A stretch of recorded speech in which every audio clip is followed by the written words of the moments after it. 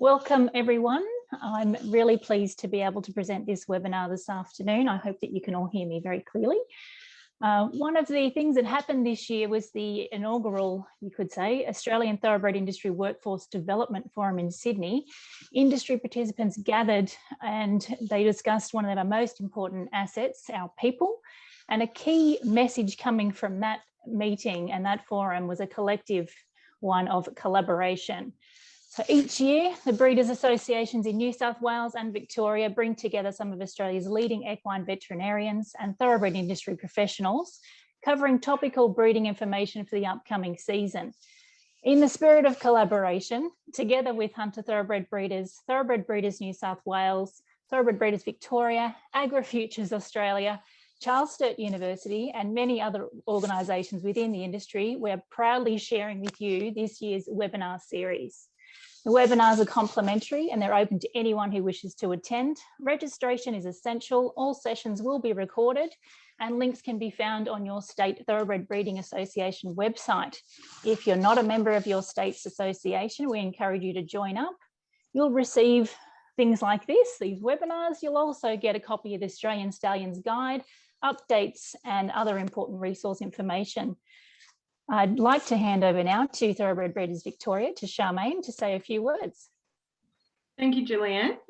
It's absolutely fantastic to see the collaboration with everyone, and Julianne, I know, has put in a lot of hard work, as well as the other states also sharing this with their members. So it's absolutely fantastic to see. I'd like to thank everyone who has contributed in some way to the series of webinars over the next few weeks. Giving up your time and also putting together your presentation is really appreciated in such a busy time that we're in our season, and also in a very interesting world at the moment. So massive thank you. And there is the opportunity for questions after each segment. You will see on your screen a question and answer chat box below. Feel free to pop them in either as a question, as the presentation's occurring, or at the end of that presentation. We might not be able to get through all of them, but we'll be recording the questions in the background, and we will loop back all the answers to everyone that has signed up with your email. So please don't fear, we will get to it. It just might not be today just due to time. So our speakers will try and get through them for you. But I'll hand back to Julianne, who's going to introduce our first speaker. Over to you. I'm very pleased to introduce our first speaker today. We have Dr. Aaron Hodder from the Scone Equine Hospital. Aaron's going to bring to us a topic around assessing problem dry mares. What do we need to know before we cover them? Aaron is a registered specialist in equine reproduction and a diplomat of the American College of, I might say this wrong, Theory-Genealogy. Did I say that right? Aaron has undertaken internship training in equine medicine, surgery and reproduction at the Goulburn Valley Equine Hospital, and residency training in the equine reproduction at the University of California, Davis, USA. Aaron has worked in the equine reproduction and thoroughbred stud practice in Australia, New Zealand, South Africa, USA and Saudi Arabia. Sounds like you're well travelled. Take it away, Aaron. We'd love to hear about your topic. Thank you, Julianne. Well, thank you everyone for taking the time to attend these presentations this afternoon. In many respects, it's quite appropriate that mine is first up because I'm dealing with the assessment of problem dry mares and what we need to know before we cover them. 10 to 15 minutes, which is how long this presentation will be, in many respects is nowhere near enough time to cover what can be quite a complicated and involved topic. Many of you have probably been involved in dealing with problem dry mares in the past, so you will understand this. I do very much focus in my presentations on visual aids more than a lot of writing. So I hope that's a bit more entertaining than screens of writing and me drolling on too much. So without further ado, I shall kick on. First thing to say, and I usually begin all my presentations with a mention of the fact that the mare is one of three main areas that we deal with in equine reproduction. The other two obviously being the stallion and the way in which the breeding is managed. Whenever we think of problem dry mares, we must always keep in the back of our mind these other two factors. The way that the mare is managed, obviously we have a lot of input in as managers and veterinarians.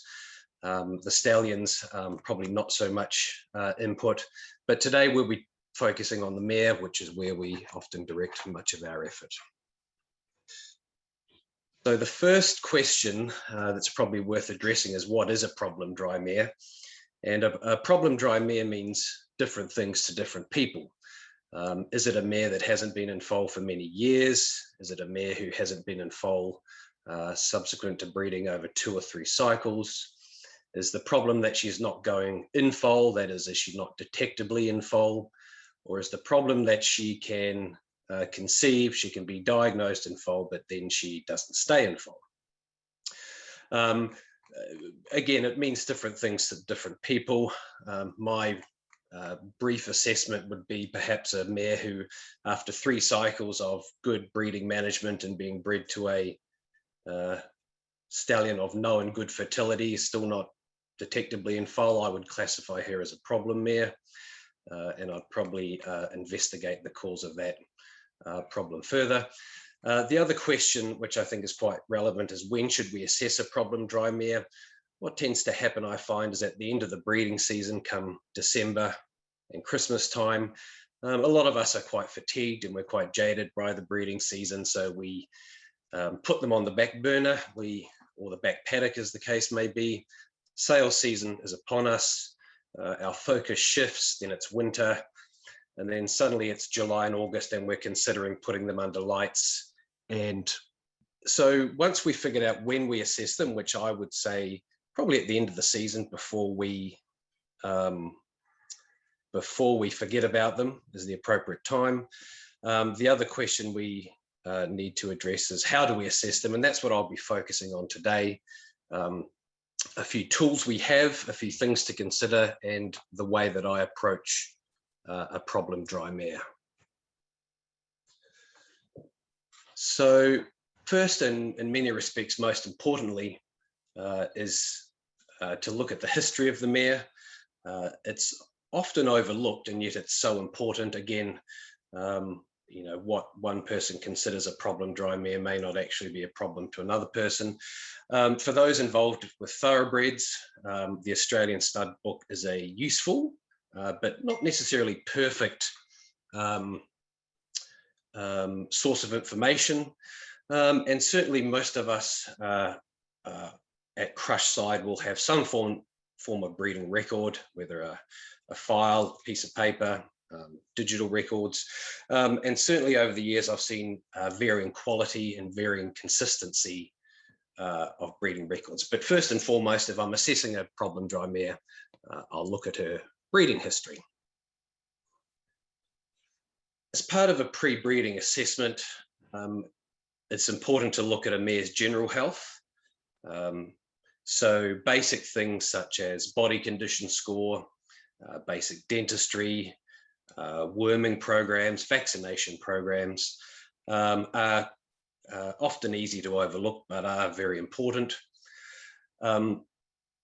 One of the approaches I do like to take is I consider the anatomy of the reproductive tract, and I work my way methodically through the various areas that I have listed there. So an inspection of the external reproductive tract, that is the perineum, and then an assessment moving forward through the mare, moving towards the head, the vagina, the cervix, thinking of the uterus, the oviduct and ovaries. One of the areas where we have the most capability to conduct diagnostics is to assess the uterine environment. And I'll go through a few diagnostic techniques we have for that. Fairly common ones, which most of you should be familiar with: the use of ultrasound, the use of uterine culture and cytology, and also uterine biopsy. So again, an assessment of the external reproductive anatomy of the perineum. These are some fairly obvious things to assess. We have a grey mare there with fairly significant melanomas and a perirectal abscess about to break out, a mare with a vaginal discharge, a mare with EHV3, and also a mare, although you can't really appreciate it there, that actually has a 3rd-degree perennial laceration. So these are relatively important things to consider. We often think about, something simple like, does the mare need a caslick or not, which obviously is important, but I think you still can glean quite a lot of information from a very basic visual assessment. Moving forward from the vulva, we can assess the vagina and certainly the external os of the cervix with a vaginal speculum exam, and there are different tools available for that. There are disposable tube type speculums, there are duct-billed speculums, and with that we can assess the integrity of the external os of the cervix. We have quite a nice image there of a lacerated cervix, which would obviously impact the mare's fertility. Commonly too, we see urine pooling or urovagina, where urine accumulates in the craniovaginal vault. And we can also utilize ultrasound to actually assess the vagina in many respects too. The bottom image there, even though it's from a post-foaling mare, you can see the accumulation of urine in the craniovagina, and also a dilated and somewhat paralyzed urethra. Moving forward from the cervix is the uterus, the oviduct, and the ovaries. So thinking about these structures is one way I methodically work through a problem dry mare, and things I think about when I assess them. And these are fairly extreme examples here. On the left, there's actually a mare who has a condition called uterus unicornis. That is, only one uterine tube is fully developed. So obviously that mare, if she ovulated off the ovary on the left, she wouldn't conceive. In the top right, we have an image of a suspected blocked oviduct. The arrows indicate areas of dilatation and scarring. And also, as well as considering the uterus and the oviduct, then we move forward to the ovary. And again, bottom right there, we have a fairly dramatic image of a granulosa cell tumor on a mare's ovary. But again, it's more, I want to highlight here the methodical approach of moving forward through the reproductive tract, considering each anatomical structure and the problems that can arise in each of them. So ultrasonography, obviously an incredibly important tool in equine breeding management these days, and it certainly is important when we assess a problem dry mare. Again, these are fairly standard images we have here. We can assess ovarian structure. The image in the middle is of a normal CL, so we can assess if a mare is cycling, producing a CL of appropriate size. We can also assess the follicular development and ovulation. And likewise, we can use ultrasonography to assess the uterus for fluid, appropriate edema, cysts, foreign objects.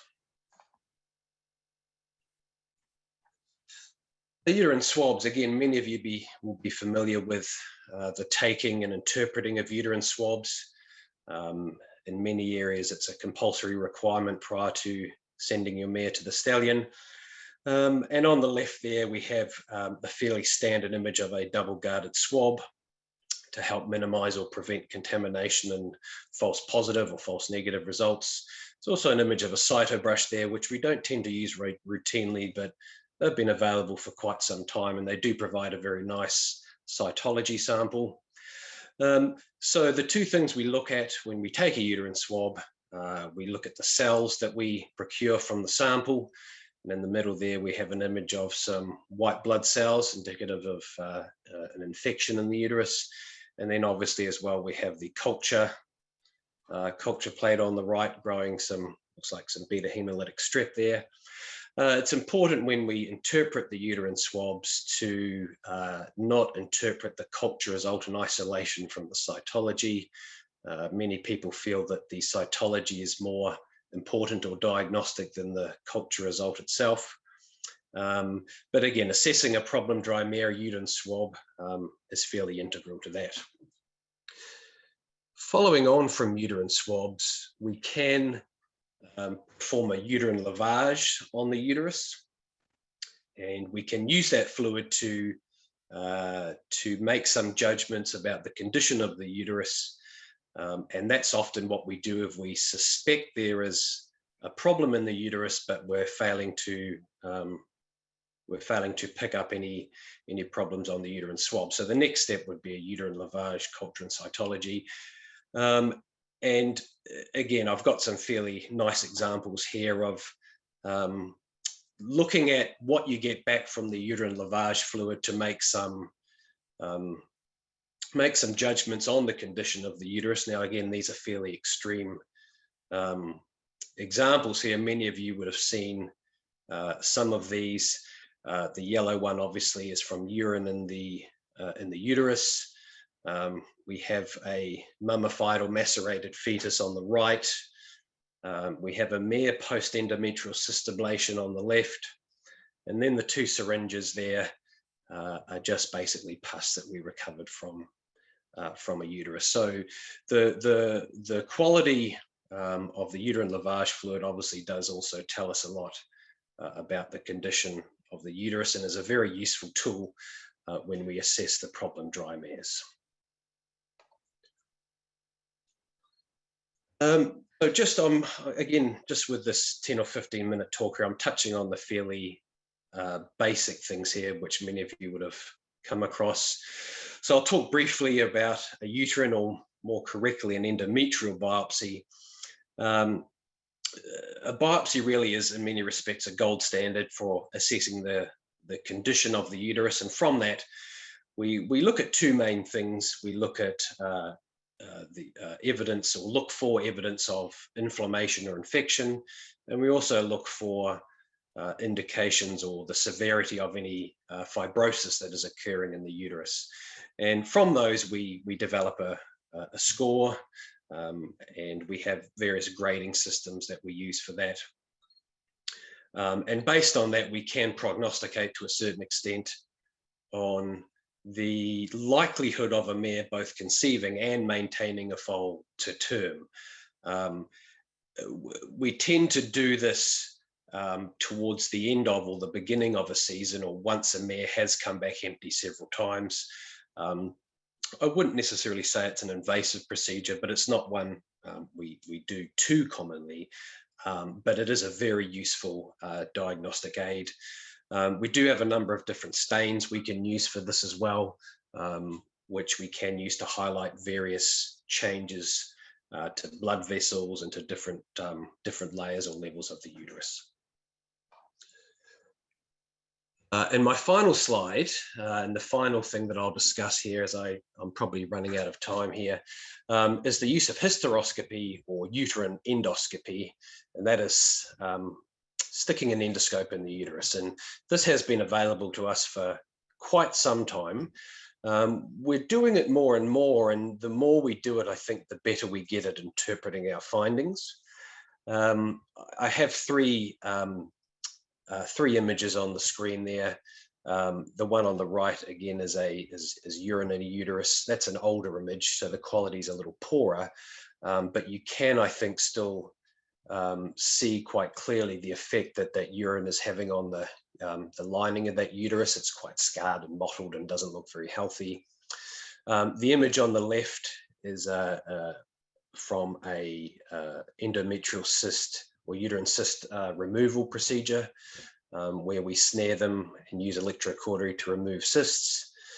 And then in the middle, quite a nice image, I think. It's actually a mare who's had a C-section previously, and quite incidentally, we actually discovered that scar when we passed a scope into a uterus to assess the condition of her uterus. So yes, we do that more. It is a useful diagnostic tool. but one of many that we use to assess problem dry mares. And yes, we are doing it more frequently these days. So with that, I will finish up, and I will wait to see if there are any questions. So I do, Julianne, I do see one question there. There it is. And the question is, what is the best way to get rid of fluid? I'm assuming that question, Bart, is from referring to uterine fluid. So there are a number of ways to get rid of it. And again, I would preface my question by saying it really depends on the quantity and the quality of that fluid. And by that, I mean, again, is it urine? Is it blood? Is it pus? Is it mucus? So depending on both the quantity and quality of that fluid, look, the basic ones would be uterine lavage, obviously. We do tend to flush until the fluid returns clear. Most of the time, if I'm using more than 2 or 3 bags, I'm probably going to scratch my head a little bit. Other useful adjuncts to get rid of uterine fluid, oxytocin, a great ecbolic agent. It's cheap, it's easy to administer. It's a natural hormone, so it mimics the mare's natural uterine clearance hormone. Some people also employ prostaglandin in smaller doses, and that tends to have a longer duration of effect. The half-life of oxytocin is very short at 8 minutes. So you do have to give small volumes quite frequently, but the addition of prostaglandin, you can stretch out the interval between the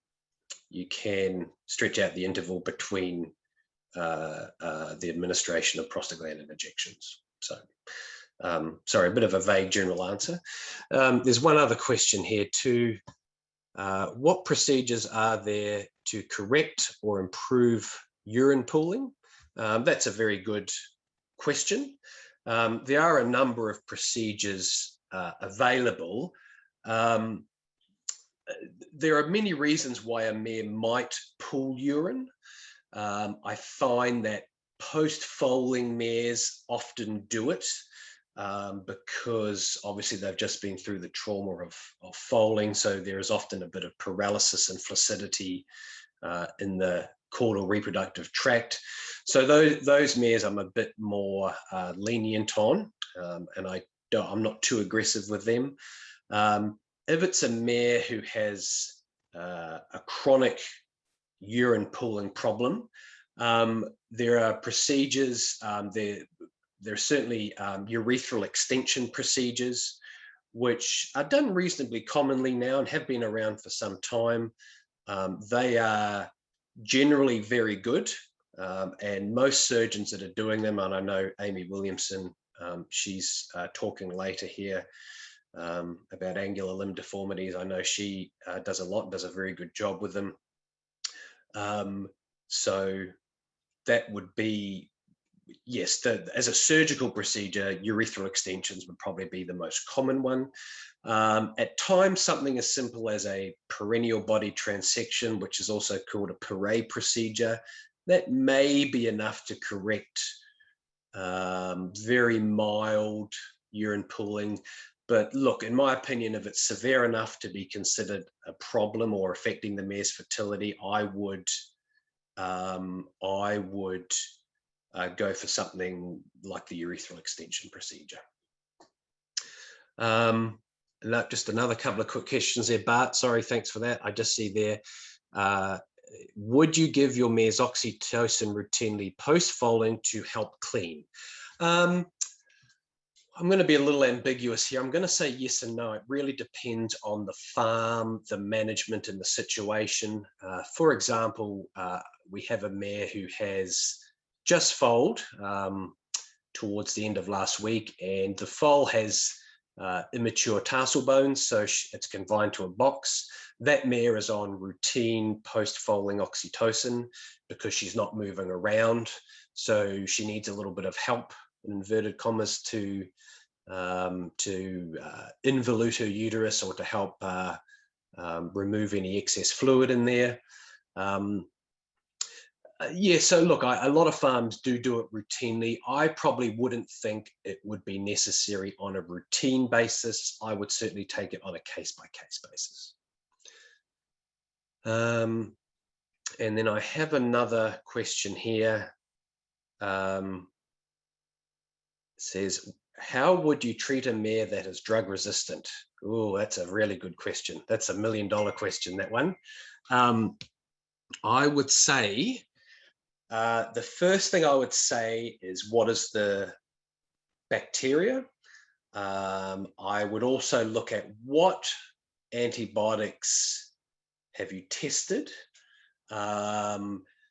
We are moving away from I guess the large volume use of antibiotics in reproduction in general, and especially uterine antibiotics.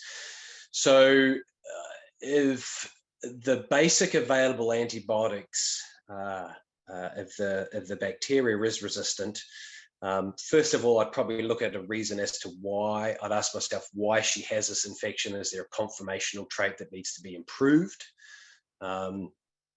Then we go to our non-antibiotic treatments, and we look, the list is quite long.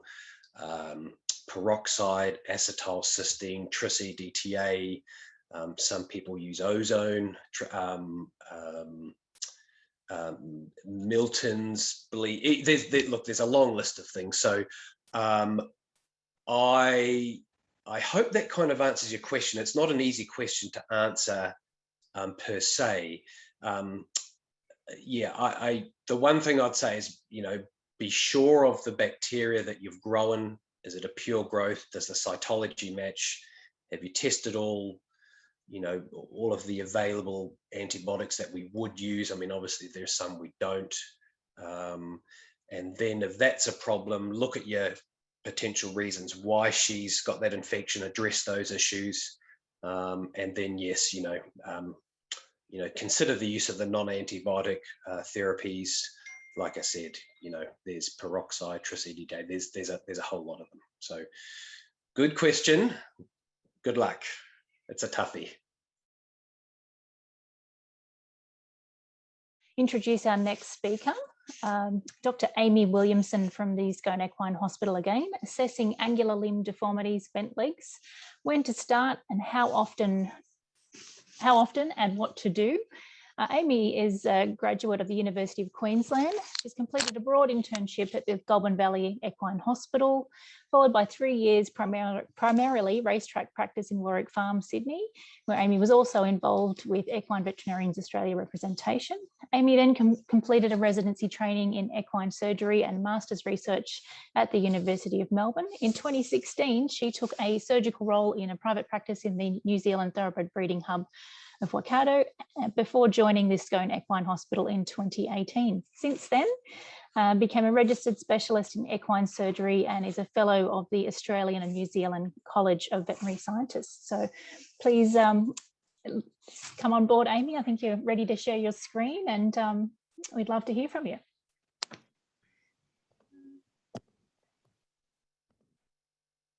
Great, thanks, Julianne. And thank you to the Hunter Thoroughbred Breeders Association for having me here this afternoon to talk to everyone. We'll be talking about, as I said, angular limb deformities in the foal, and I'm just going to jump straight in to our presentation.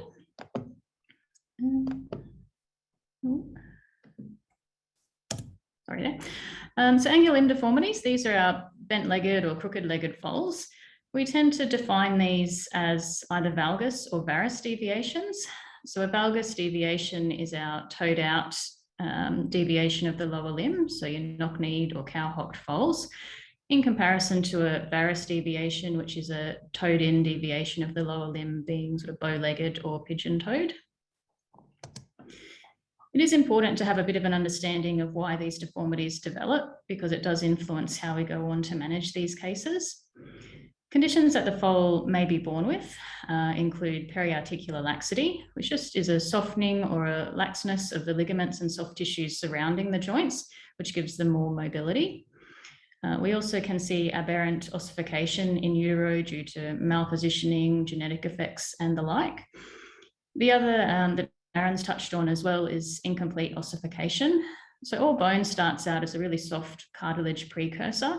Now, premature foals are at risk of being born before the cuboidal bones, particularly in the knee and the hock, are fully ossified. And this puts them at risk of crushing injury and fracture of the developing bones as the foal grows. Developmental deformities can occur for a number of reasons. Genetics can certainly contribute, and that can be the influence of both the dam and the sire.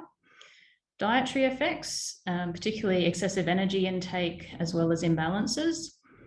Trauma can play a role, simply just excessive exercise, injury to the growth plate, as well as excessive body weight and really rapid weight gains. All of our interventions essentially rely on our ability to either maximise or restrict growth. So it's really important that we intervene while there is still potential for significant growth at the growth plate. We have a really narrow window of opportunity for some locations, particularly the fetlock, to correct these deviations. So it's important to get in and monitor these cases early. And in the case of some of the severe deviations that we see in the newborn, they really need to be addressed early on to reduce the risk of injury to the developing joints. We assess these cases really as a team approach. It's a combination of the managers, farriers, veterinarians, and ultimately taking into account the expectations and intentions of the owner, as well as the budget for the individual foal. Factors that we take into account when looking at these foals, as we've said, includes genetics. It's really important when looking at these foals to stand them up next to mum and have a look at the mare's conformation. If she has a deviation, then that foal will be at high risk for developing a similar abnormality, and also taking into account previous foals that the mare may have had, looking at her foal's records as to whether they've suffered from deviations, as the foal again may be at risk of similar ones. That's as well as taking into account if the sire is known for throwing foals with a particular deviation. So but important not to forget about the effect of the mare, as many people focus on the stallion. It's important in the newborn to identify if the foal is born at term or if it's premature, and whether we need to request an ossification screen or x-rays of those knees and hocks to have a look if those bones are fully developed. Important to take an eye on the foal's birth weight and then weight gains going forward. Is the foal growing too fast or too heavy? Because these body weight can compound and exacerbate angular limb deformities. When we're visually assessing these foals, we look at them at rest. And so it's really important to have a nice level, sort of even ground to look at the foal, particularly from the front and also behind. We make sure that we need to stand sort of front on to the knees and the hocks. It's not uncommon to see a rotational deformity, and it's important to stand sort of front on to the knees so that we can truly assess the angles through the different joints, as it's can be easy to miss a toed-in fetlock if we don't stand correctly onto the knee looking at these foals. It's important then to watch the foal move, so walking both away and towards us. Some of our minor deviations may be more apparent in motion. And then we may go on and pick up the limb, have a look at the unloaded limb, flex the fetlock joint and see what its motion is, as well as having a look at foot balance and heel balance. We tend to give these deformities a subjective grade. It gives us something going forward to monitor. It's really easy to forget what you think you saw. So putting a number on these simply to then give us an idea of whether the foal is responding well to the interventions or how it's changing over time. We also take note of any rotational deformities and also axial deformities, which are things like your offset or bench-kneed foals. So when do we assess these foals? It's really important that they get assessed from day one, particularly with respect to whether they may need early sort of stall confinement. So these are your foals with that are windswept, so that's significant sort of periarticular laxity. And also if the foal is premature, we take our x-ray screen of those knees and hocks. If there's a moderate lack of ossification, then these foals will need confinement to reduce the risk of injury to those developing bones. And if there's a severe lack of ossification, then these foals may have a poor prognosis for athletic performance and long-term soundness, and that really should be discussed with the owner from the outset. Going forward, we'll monitor these confined foals usually sort of by 10 to 14 days to determine whether they're ready for increasing turnout. So judging if our periarticular laxity and windswept appearance has corrected adequately. It's the time when we'll repeat our x-rays on those premature foals and see how those bones are developing, again, to see if they can start a bit more turnout. We'll also like to get a baseline on most of our foals by this point, just to give us something to monitor going forward. Week 4, we're reassessing, and usually this is when most of our foals will have their first farrier handling. In many cases, it may simply be just a light rasp, keeping the feet balanced, and we may also then start some other interventions, as we'll discuss. Going forward, most of our relatively correct foals, we'll monitor them every 4 weeks, whereas foals that have a deviation or that we consider at high risk, say, of developing a fetlock varus or a toed-in fetlock early on, we may monitor those fortnightly just to give us time to intervene. So interventions that we have at hand, the first of which is confinement, as we've discussed for our windswept foals or those premature foals with incompletely ossified bones. If we can help it, we try to avoid confining them for longer than a month. Just increases the risk of OCD and other developmental orthopedic disease, as well as potentially leading to excessive weight gains. It's really important not to underestimate the benefits of good farriery in these cases. So having a good relationship with your farriers is really important. They're often the first port of call with many of our interventions in these foals. And this, as I said, may simply be a light trimming to keep the feet balanced, just simple rasping.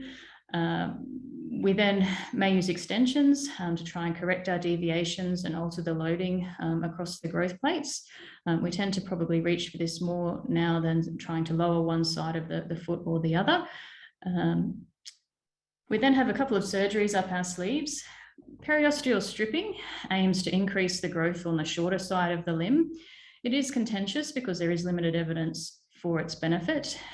And we know that a lot of the higher deviations, so your hocks and your knees, they will correct quite often on their own or with sort of less intensive intervention. But there are still a select few cases that we will use a periosteal strip in, and that's generally done during the sort of fast phase of growth. Transfascial bridging is our main surgery, and this involves placing an implant across the growth plate to slow down the growth on the longer side of the limb. So it does involve 2 surgeries, one to place the implant and another to remove it. For these cases, sterility is really important and to reduce the risk of infection, as is good anaesthesia to give us our best chance of a safe recovery for the foal. We are tending to remove a lot of our fetlock bridge screw standing now. Does reduce the risk of a second anaesthetic, but does slightly increase the risk of infection, which can have effects on cosmesis.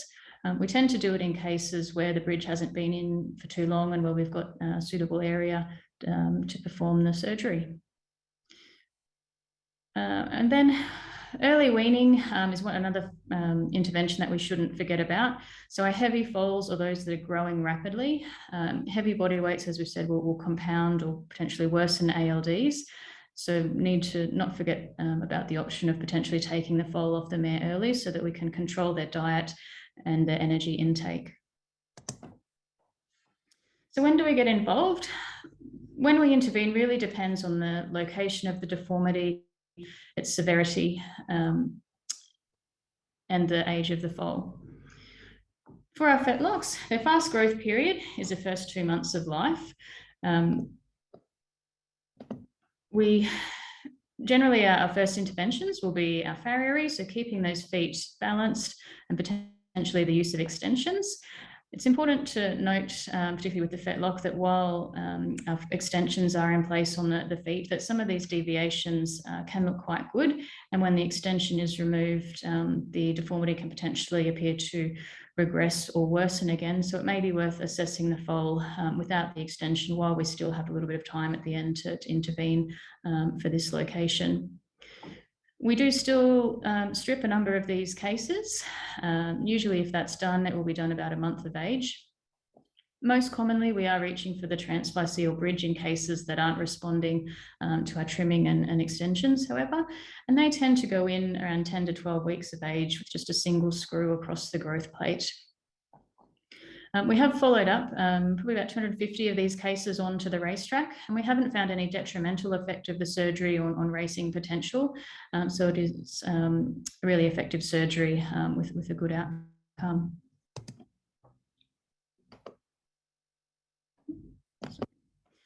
So for our hocks, the fast growth period is that first sort of 4 months of age, so over a sort of longer period.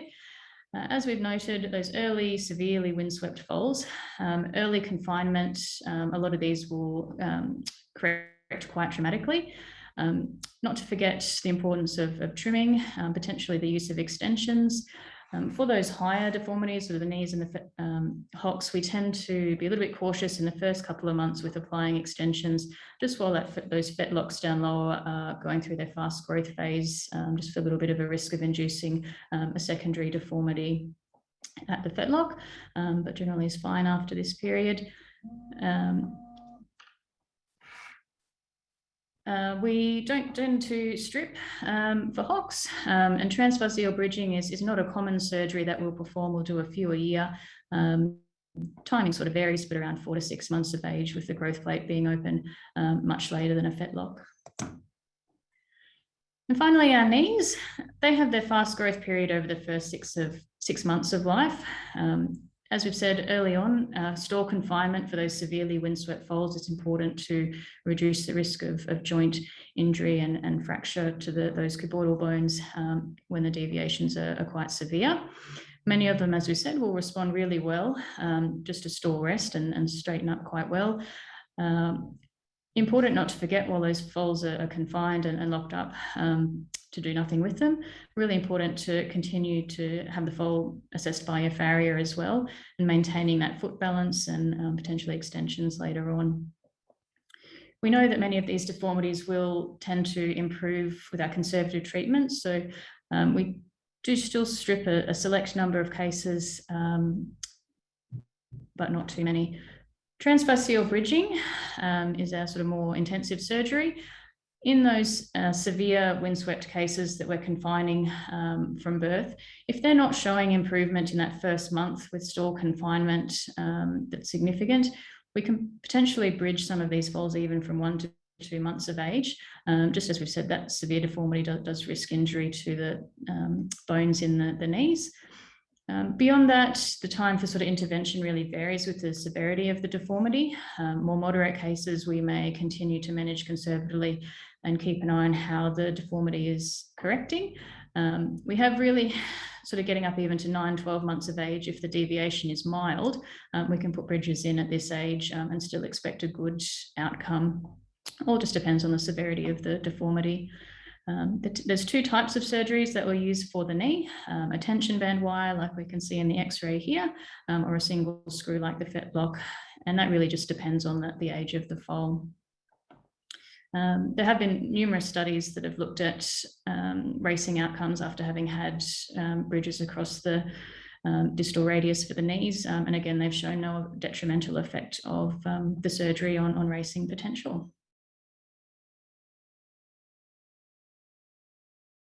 There's one question here on, do I believe stripping works? As you said, it's very contentious. So certainly those higher deformities like those knees and hocks, we know they tend to respond quite well to conservative management.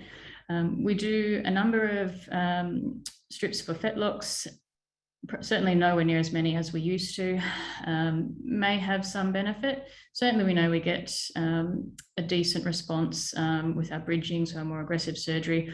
Obviously it's more expensive, needs 2 surgeries, but certainly there is debate as to how effective the periosteal stripping surgery is.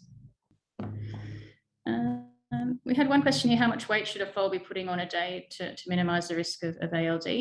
I don't know that I can answer that question directly.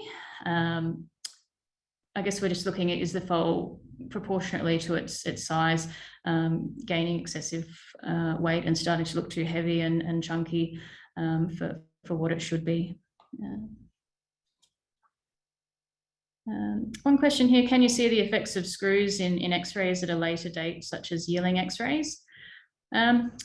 Generally not by the time the foal is a yearling, occasionally at weanling age. So if it's only a couple of months, say since a fetlock bridge has been removed, you can still see a little bit of a defect from where the screw was in place, a bit of a lucency. It's quite obvious that that is from a bridge. Sometimes there'll be a very small lump on the side of the cannon where the screw head was. It's a very well-known surgery and most people know that's why they've been placed. So I don't think anyone would think negatively of having, noting that on an x-ray. But generally, by the time the foals are yearling, certainly most of those things have gone away. If you'd had a recent knee bridge, you might still potentially see, but yeah. Thanks very much, Amy. So without further ado, I would like to introduce our next speaker. Our next speaker is Chris Lawler from International Animal Health Products, and he'll be speaking about internal parasites and I always get this pronunciation wrong. Just correct me here, Chris. Actually, you might even just need to say the word for me because I'm trying to read it here from a distance. It's worming resistance, essentially, and what is the alternative? Just a little bit about Chris. The International Animal Health Products team and Chris as their CEO. Chris is a certified CEO with the Institute of CEOs. He's also won a number of awards for innovation in equine science and contribution to equine science. He's also won further awards in excellence in innovation in 2018 and also Vet Feed Innovation Award winner for 2019. Veterinary Manufacturers Distribution Association and Innovation in Product Development for 2019 as well. So what Chris is going to be bringing to us is extremely innovative, and I believe it's already underway with a lot of the other livestock industries. And we have been aware of your product for quite a while, but it's an interesting topic and one that we always like to hear about and where the product's going as well. So without further ado, we'll get you to share your screen and introduce yourself as well, Chris, and take it away. Thank you. Okay, well, good afternoon, everyone. It's great to be here and talking to you. I'll get into this because there's a fair bit to cover and I don't want to sort of just try and get through it as quickly as we can so that you get an overview because there's probably too much. But okay, so the first issue we have is that there are a lot of older chemicals out there and there's nothing in the pipeline. And I mean nothing in the pipeline. So most of the chemicals we have out there, which started with thibenzole in about 1961. And we followed on there with things like oxybendazole, oxfendazole and fenbendazole. And then later, so they're collectively called the BZs, and the markets at that time were sheep and horse. Since then, we've had the pyrimidines, which is levamisole, pyrantel, and also morantel. And then following that, we've had the macrocyclic lactones, which are very widely used, and that includes abamectin, ivermectin, and moxidectin. Thanks to Ray Kaplan, who we've met on a number of occasions. One group that does tend to get left out is the heterocyclics, which is piperazine. And I'll talk about that a little bit later, but that is an even older one. That's probably been around since the 1950s. So there's a reason that most of the products are dual actives. Sometimes we get up to 4 actives, although this can be problematic, and a good example would be Q-Drench, which currently has some fairly big resistance issues. When we look at the, and this is adapted from Martin Nielsen's work in 2019, we see that we have 3 classes, but there's actually 4, including the heterocyclics, which, as I mentioned before, generally get overlooked. We have widespread resistance to the small strongyles, which is the cyastamins. Large strongyles, clearly there's not too many issues there. And then over here we have ascarids. And then the final column are pinworms. So as you can see with the ascarids, there's early indications as far as BZs are concerned, the pyrimidines, and also this widespread to the macrocyclic lactones. In other words, when it comes to treating foals, with ivermectin, abamectin, or moxidectin, you're not going to touch these ascarids at all.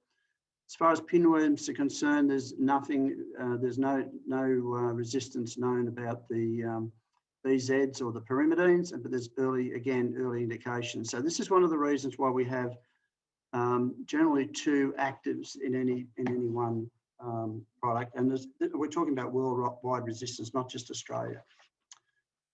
We use a FECPAC unit, a FECPAC G2, and I just want to sort of run through some results. I like to be sort of nuts and bolts here about this. This is one of my foals, Barinka. As you see from these 4 foals that we're talking about, they've got very low counts of strongyles. She's got the highest one, but these horses with 90 eggs per gram, 45 eggs per gram, even the 225, the strongyles, is not a problem for these foals, and these foals should not be wormed. Okay, the only one, excuse me, that should be wormed is Barinka's foal here, where it has 90 ascarids, and that is a problem. That is a real problem. We always need to treat ascarids. In fact, we always say anything above 1 it needs to be treated. From these FECPAC things, we've picked up some very interesting things like you're seeing here, and you'll see in the coming slides. One of them was a bit of a surprise to us. We had 1 case of coccidiosis. This is a scouring foal, a scouring mare that was scratching everyone's head, but once we started to treat it with a coccidiostat, that changed the whole matter. With this particular foal, what we did was we treated, so she was tested on the 12th of May, and we treated her on the 12th of May, and we did a follow-up fecal egg count. And as you can see, this product worked out to be very effective. So this is a combination of oxybenzone and piperazine. When you talk to most studs, they'll tell you, oh, those BZs are not much good. Well, I can tell you that in a rotation, this is a very, very good wormer. And we need to rotate our wormers to get the results. I'll now show you a result using ivermectin and praziquantel. Now, most of you will be using some form of mectin with praziquantel. The thing to remember here is that praziquantel only does tapeworm. So you're only going to really need to use this type of wormer in spring perhaps, or definitely in spring, and then maybe a second time in autumn. But the results here are a disaster, and without fecal egg counts, you can't see these results. So each one of these foals at 675 through to 1935 eggs per gram needs to be treated very quickly. Of equal concern is the amount of ascarids that we've got here at 90, 810 and 450. Now, the reason we have a concern with ascarids is not only are they a problem, but they also lead to liver and lung scarring. So they're a real problem.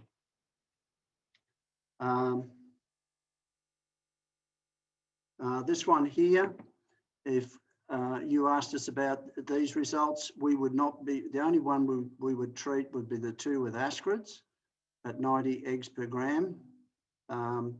And if the foal 3 didn't have any ascarids at all, then we'd only be treating the second foal and none of the others, because we want these foals to build immunity. And we want strategic use of our wormers because 1, they're old, 2, there's a lot of resistance as far as they're concerned. But we need to do these fecal egg counts so we actually know what's going on. So we've designed a bit of a program where we use different wormers on a seasonal basis. And I'll show you an example of one of the stud programs in a minute. But the whole idea here is that we're looking to use 1 fecal egg count per season. We assume 2 wormings, but again, let's be strategic about this and let's only worm the ones that need worming. Do not worm everything. And one of the problems I find with a lot of studs is you start asking them about these things, and they want to worm every foal. Well, we don't want to worm every foal. We want those foals to build their own immunity. So if they've got a count of, say, 0 to 300 eggs per gram, don't worm them. If they've got 300 to 500, treat them with a suitable wormer, and then do a further fecal egg count next season, or even do a check in 4 to 6 weeks' time. If they've got high counts, again, we need to treat with a suitable chemical wormer. If they've got one ascrid, ascrids are a major problem in foals, and we're seeing more and more of them all the time. And ascrids cause inflammation and scarring of the liver and lung tissue. So it's going to be very hard to get a good racehorse if the animal can't breathe. This is a stud that came up with a program, and while this is probably not an absolutely ideal program in my eye, at least it's a program. So they've got a plan, they do fecal egg counts, they're doing fecal egg count reduction tests, and they're looking at the re-emergent period. So if you look back, think back on the foal that we had earlier, we'll try and do a fecal egg count about 2 weeks after we've treated that foal that had the ascrids, to see whether or not that worming has worked. And if it's worked, that's fine. Let's go a month and we'll check that foal again. And we'll keep an eye on the foals that need to be treated. The older the animal gets, by the time it's 2 years of age, it's built its immunity. There are some cases where you'll get horses that are high shedders, but generally speaking, that will be the case will be that they'll look after themselves. Okay, so the definition of insanity is doing the same thing over and over again and expecting different results. But the problem we've got here is not enough studs are doing fecal egg counts in the first place.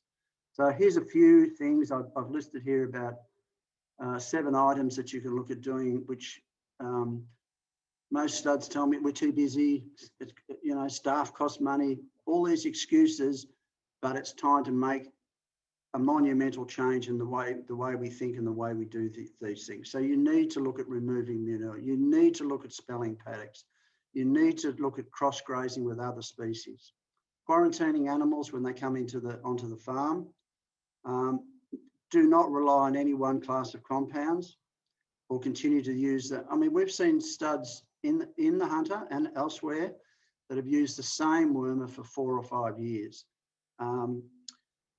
Do not rely on paddocks to be the weanling paddock or the yearling paddock or the broodmare paddock. Rotate. I mean, mares, yes, they produce a lot more manure than a foal, but they also carry a lot less worms. So if you were to run mares in a paddock, for example, and assuming the paddocks are suitable for weanlings or yearlings, then you could run them in the paddocks for a period and then run your weanlings or your foals after them, and that would help you reduce their exposure to worms, because they're not going to pick it up in pasture. Really, this is a subject on its own, but we developed a product called Biowormer. It was 20 years in development. We started out with CSIRO back in December 1997. In 2018, we had the product registered in Australia, New Zealand and the US, and we're still doing the work to get registration in Europe. It's a biological control product. It's the first of its kind anywhere in the world. It's a non-chemical, okay, because you're using a fungus that's derived from pasture, and that consumes infective larvae, including chemically multi-resistant larvae, within the manure of the grazing animal. So this is another tool that we can use that we haven't had before. We've had good acceptance. We're still growing the market, we're still educating the market, and we're still trying to get more and more studs and others to listen to us about doing fecal egg counts. Now, fecal egg counts are not the be-all and end-all, but they are certainly a guide, and if we were doing more of these and encouraging your vets or your trusted advisor, then this is what it's all about, is strategically worming young horses, particularly when they need to. I always like to have a take-home message, and I hope I don't offend anyone, certainly not my intention, but you can all go and get fecked. fecal egg count testing is the way to go. Thanks, Chris. It's always a pleasure to have you speak with us. Our next speaker up, we have, you see Dr. Niamh Collins from Scone Equine Hospital again. And Niamh's going to talk to us about understanding Salmonella. What is it and which horses are at risk? Niamh's just getting her screens ready for us now. Niamh is a registered specialist in equine medicine and ICU superintendent. She studied at the University College of Dublin in Ireland, and followed that with a surgical internship at the college, and then undertook a year in equine stud practice in Southwest Ireland. Niamh then undertook a residency in equine internal medicine at the University of Edinburgh. During her residency, she was awarded a Master of Science with a distinction for research in equine recurrent laryngeal neuropathy. There's a lot of long words in these and I'm not quite prepared for that. Niamh was part of the equine medicine service at Rossdale's Equine Hospital, Newmarket, for 2 full seasons before joining the team at Scone at the Clovelly Intensive Care Unit in 2008. Niamh became a diplomat of the European College of Equine Internal Medicine in 2011 and the superintendent of the Scone Equine Hospital ICU in 2015. Niamh's clinical interests include neonatology, critical care and cardiology. She's published in peer-reviewed journals and veterinary textbooks on a variety of equine medicine and surgery topics and been awarded a number of prizes for her research and publications, including the EVA Peter Irwin Literary Award in 2012 and the EVA Equine Anesthesia and Intensive Care Award in 2014. So please take it away, Niamh. We are looking forward to hearing from you. Thanks very much, Julianne, for the introduction. So today we're going to talk about understanding Salmonella, what it is, and which horses are at risk. So Salmonella is a bacteria that can cause infections in humans, most mammals, and in birds, and it's an important cause of disease in horses. It's a challenging bacteria for a number of reasons, one of which is that it can cause zoonotic infections where the infection passes from an infected horse to its handler. So it's a health and safety, potential health and safety thing that we need to be aware of. It can survive long periods, both in carrier horses and in the environment. And it's often resistant to antibiotics, so proving challenging, gives us challenges for managing things like joint infections with Salmonella organisms. So how is it spread? Well, it's the fecal-oral route. So an infected horse will pass Salmonella organisms in its feces, and an uninfected horse has to eat those Salmonella organisms in order to become infected. And horses can get Salmonella in a number of ways. So if we think of our baby foals that are searching around a mare's udder and along her legs, they can pick up Salmonella organisms that way in their searching behavior. They also can eat the mare's feces as part of their normal behaviors after a couple of days and get infected in that way. Other horses, they can eat contaminated grass, hay, or other feed and ingest bacteria in that way. Or it can be our staff via unwashed hands or contaminated boots where they've got where they carry the Salmonella organisms from an infected horse onto the uninfected horse. We can also do it indirectly via equipment such as water buckets, feed buckets, and other tools. And then our rodents in the barn, they also can add to problems by not only carrying the Salmonella from one area of the barn to another area, but also the Salmonella can incubate in the intestines of the rodents and get passed out in larger numbers. So controlling rodents being part of the aim with the Salmonella issue. Obviously, in our recent mice plagues, that's been a challenge. One of the challenging aspects of Salmonella infections is these silent carriers or Salmonella shedders. And this is where an outwardly healthy horse is showing no sign of disease whatsoever, but carrying Salmonella in their gut. And they can be shedding it intermittently or continuously. And while they're infected, they're a source of infection both for themselves and for other horses. Most of these horses will clear the Salmonella from their systems within days or weeks, or at most months of getting infected. Unlike the situation in cattle, cattle can get infected for the life of the animal, but horses will clear it within, at least within a few months. Just a low percentage of healthy horses are positive, but in sick horses, this percentage is much higher. Particularly a horse that has active infection and diarrhea with Salmonella, it can be shedding really quite large numbers of Salmonella organisms in its feces. So one of the important things with a horse with diarrhea is to isolate it. So how do we diagnose Salmonella infections? The main way we diagnose is through fecal cultures. These get submitted to the lab, and the lab will tell us if they're positive or negative. It does take 3 to 5 days for the lab to return either a positive or a negative result. And a single fecal culture doesn't tell us much about the status of a horse. So because of various reasons, such as they can be shedding the Salmonella intermittently, not continuously, so not all samples will be positive from the same animal. And also, if they have got watery diarrhea, you can get dilution of the Salmonella organisms down to low numbers.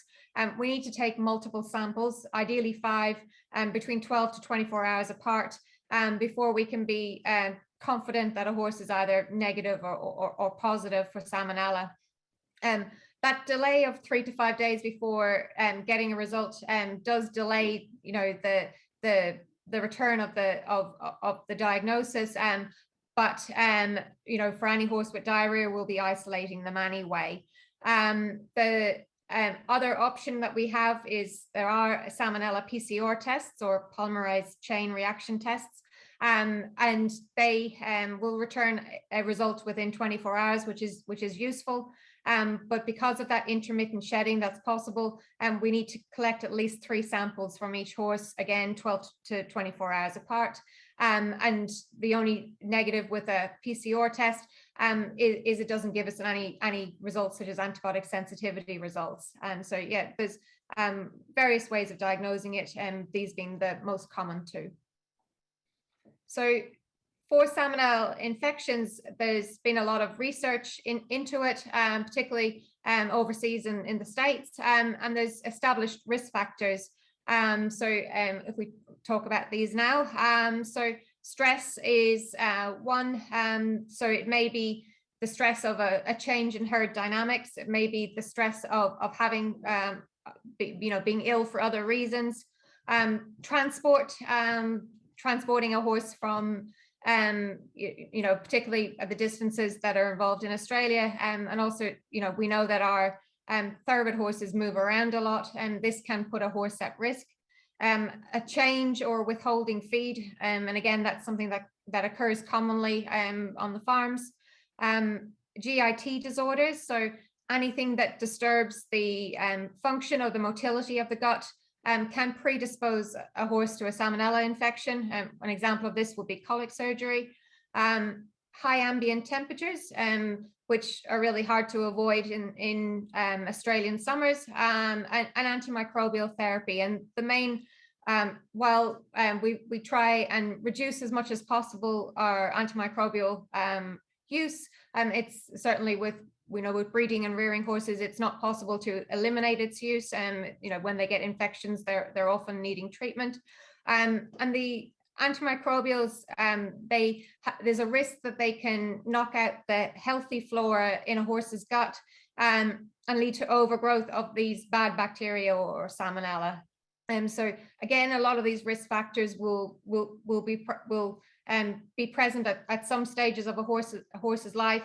If a horse gets exposed to a large number of Salmonella organisms and he's healthy, he's likely he may get infected. But if he has one of these risk factors, a much smaller number of bacteria can cause an infection. So what are the clinical scenarios? So I said before, we can have a normal horse that is shedding Salmonella bacteria, but has no outward signs of disease. So is looking no fevers, looking healthy, but is shedding in the environment. Or you can have a horse that has clinical disease, and these can range from mild infections to quite severe. So with a mild infection, you could have a horse that just goes off its feed, is a bit dull, species might come a little loose, and the horse then rebounds and is clinically, clinically no signs within 24, 48 hours. The other possibility is you can get a horse that gets quite a severe an acute colitis or inflammation of its colon and cecum, and this can result in the production of large volume of diarrhea and a lot of fluid loss, and these horses can be pretty sick and can die of the disease. In foals, because they have a naive immune system, the Salmonella bacteria are less likely to just stay in the gut, and they're more likely to get into the bloodstream and cause infection or sepsis that goes around into the foal's body systems. Localized joint infections are also possible with Salmonella infections, particularly in foals, and can be a challenge to treat due to what we said before about the antibiotic resistance. So with a horse with an acute colitis, the first thing that people mostly notice is they go off their feed, they're a bit dull, and they can show signs of colic, and they may have a fever, and because of the loss of quite a lot of fluid into their gut, they can lose a lot of circulating volume and show up quite dehydrated. They can become quite toxic and get injected mucous membranes. And then they go on to produce diarrhea, which initially may have some mucus and some blood in it, particularly with Salmonella infections. The treatment of an acute colitis, I'm not going to go through in detail, but safe to say is that these horses will need intensive treatments. And the mainstay of treatment is large volumes of intravenous fluids to replace what they're losing into the gut and from their circulatory systems. They'll often receive plasma, anti-inflammatories, cryotherapy or icing of their feet, and intensive supportive nursing to help them get over the infection. So what are the steps that you can do in the farms to prevent infection? Well, as we said, the Salmonella bacteria are passed in the feces. So in your barn, strict attention to cleanliness and cleaning up after horses. And this can make a big difference. Preventing overcrowding, so trying to reduce any stress in your herd groups. Trying to limit possible exposure. If you have a horse that's that goes away from your farm and comes back, to quarantine it for a period, and the same with new arrivals. And one thing, if you have a horse that breaks with diarrhea on farm and you don't know if it's due to a Salmonella infection or due to, there are obviously lots of other causes of diarrhea, but just being proactive and isolating that horse pending test results to see if it's negative or positive, because while it's got diarrhea, it can be shedding large numbers of bacteria and the Salmonella organisms into your environment, and you don't want to be a bit like COVID. You don't want to be the person that carries it from an infected horse onto an uninfected horse, leading to spread within the farm horses. Hand hygiene of your staff is really important. Ideally washing hands in between handling horses, or thanks to COVID, we've got all these alcohol hand sanitizers to use, which are good, or else wearing in the higher risk horses, so those with diarrhea, to wearing examination gloves when examining them. Foot dips and foot mats are really useful, and I often see them strategically placed around farms, which is great. But I think sometimes it can be forgotten that they need to be maintained. So if we can see that picture on the top left of a foot bath, where there's lots of soil, there's lots of dirt in it, and in that situation, the disinfectant won't be working properly, and also it encourages non-compliance because nobody wants to step in it. So rather than walking through the foot baths, they walk around it. So maintenance of your foot baths is really important. During the sort of hot times during the Australian summers, the disinfectants can evaporate pretty quickly and need to be replaced at regular intervals. Yeah. So the question we get often asked is, how do you manage a positive case on farm? And I think the key is to to have a sensible approach, and there's a lot you can do to manage the situation. Putting a horse in a positive case in an isolation barn away from other horses, and limiting access to just essential staff that are aware of the horse's problem, but not having any other staff going through the barn, unless strictly necessary. While a horse has a confirmed infection, wearing personal protective equipment. So we would suggest cover boots, examination gloves, and an isolation suit. And after 6 to 8 weeks, running fecal cultures, ideally that 5 fecal culture number, in order to see if the horse has cleared the infection. If the horse has cleared the infection, the horse can come out of isolation. If it's still positive, you may have to wait a while and retest after another 4 weeks. But as I say, it's uncommon for a horse to stay, to remain infected.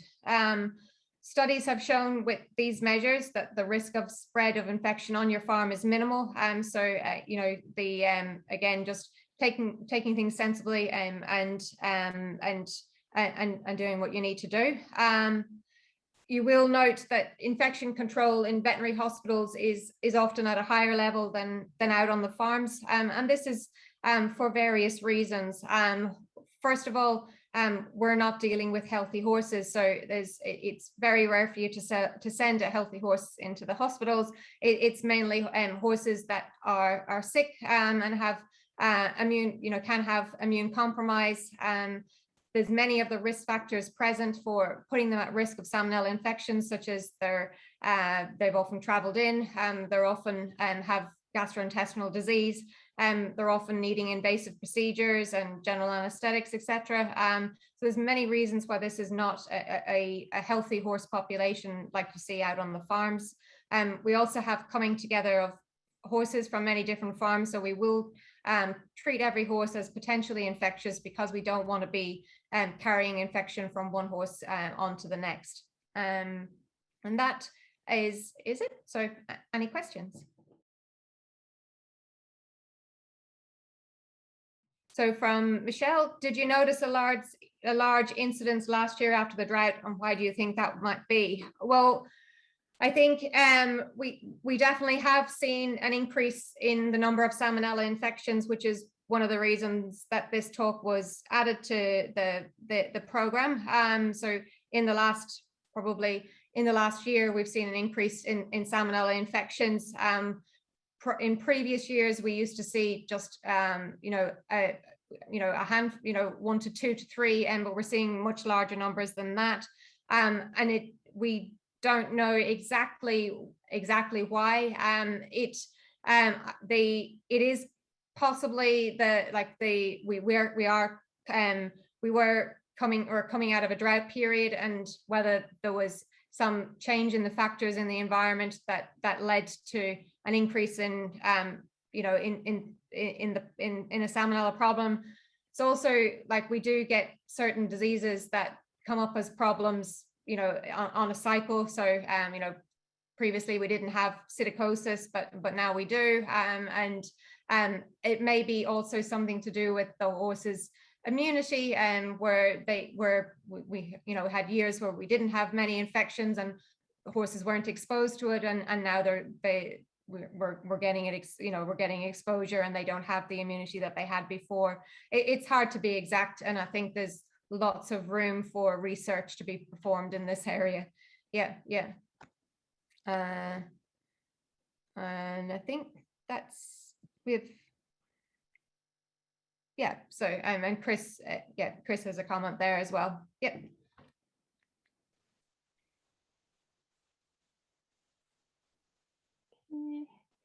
Looks like there's a couple of questions in the Q&A as well. Niamh, did you see those there?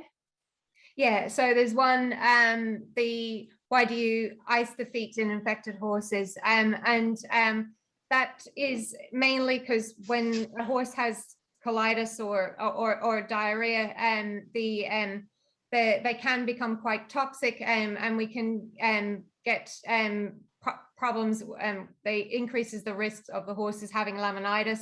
And one of the ways that we can try and reduce the risk of laminitis is to do cryotherapy or cooling of their feet.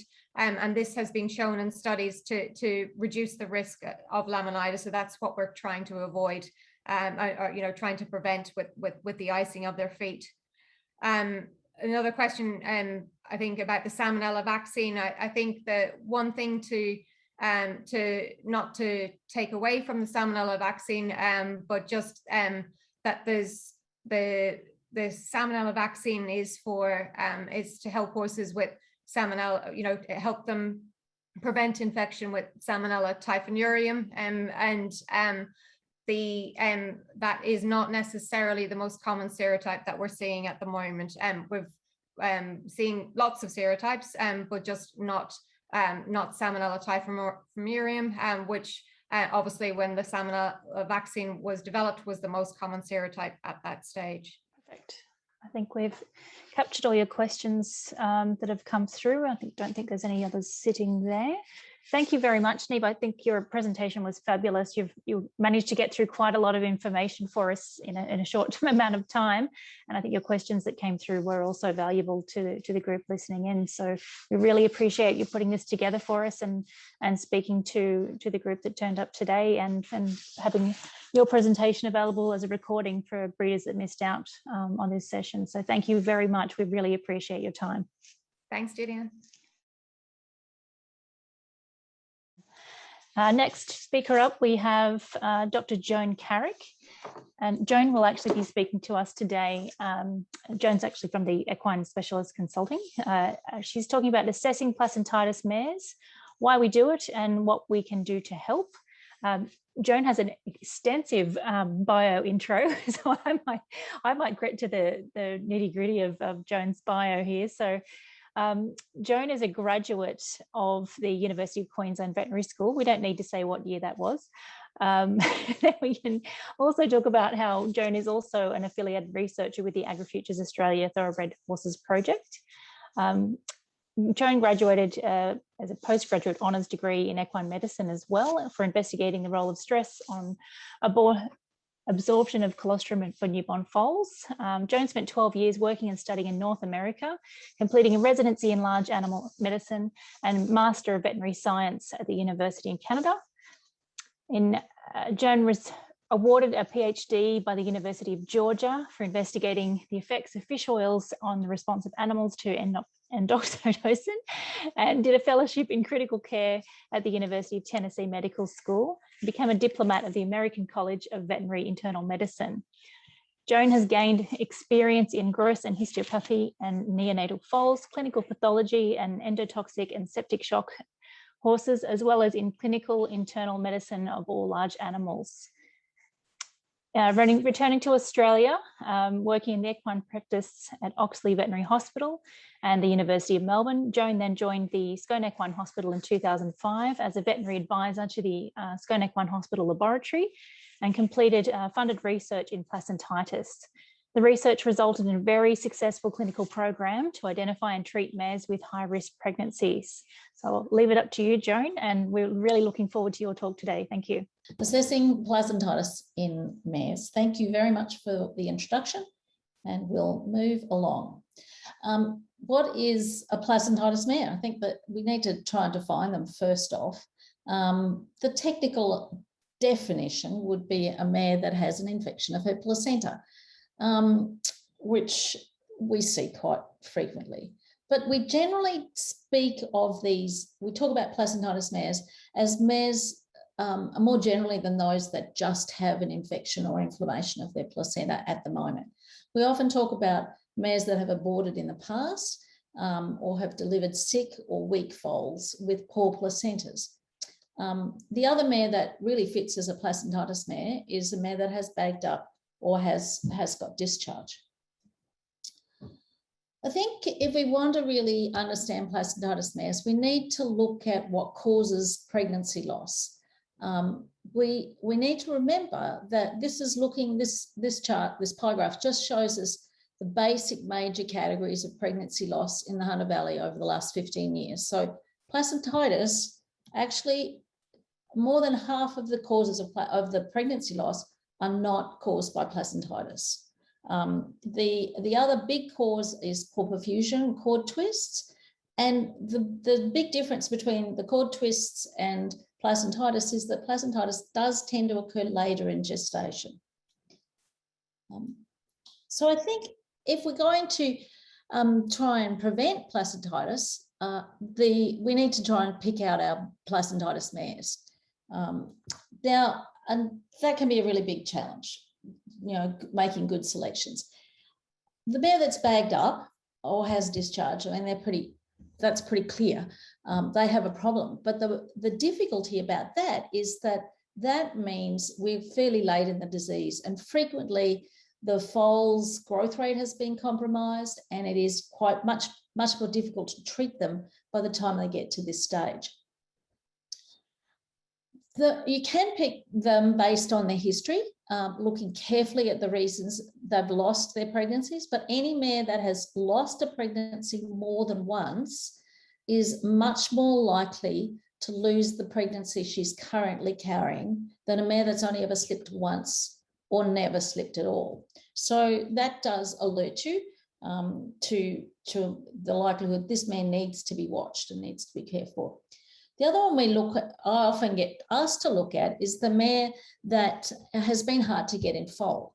I don't think that necessarily means she's going to be a placentitis mare, but it does kind of make the pregnancy very, very precious because of all the hard work that's already been done. So we tend to monitor those mares a lot more closely.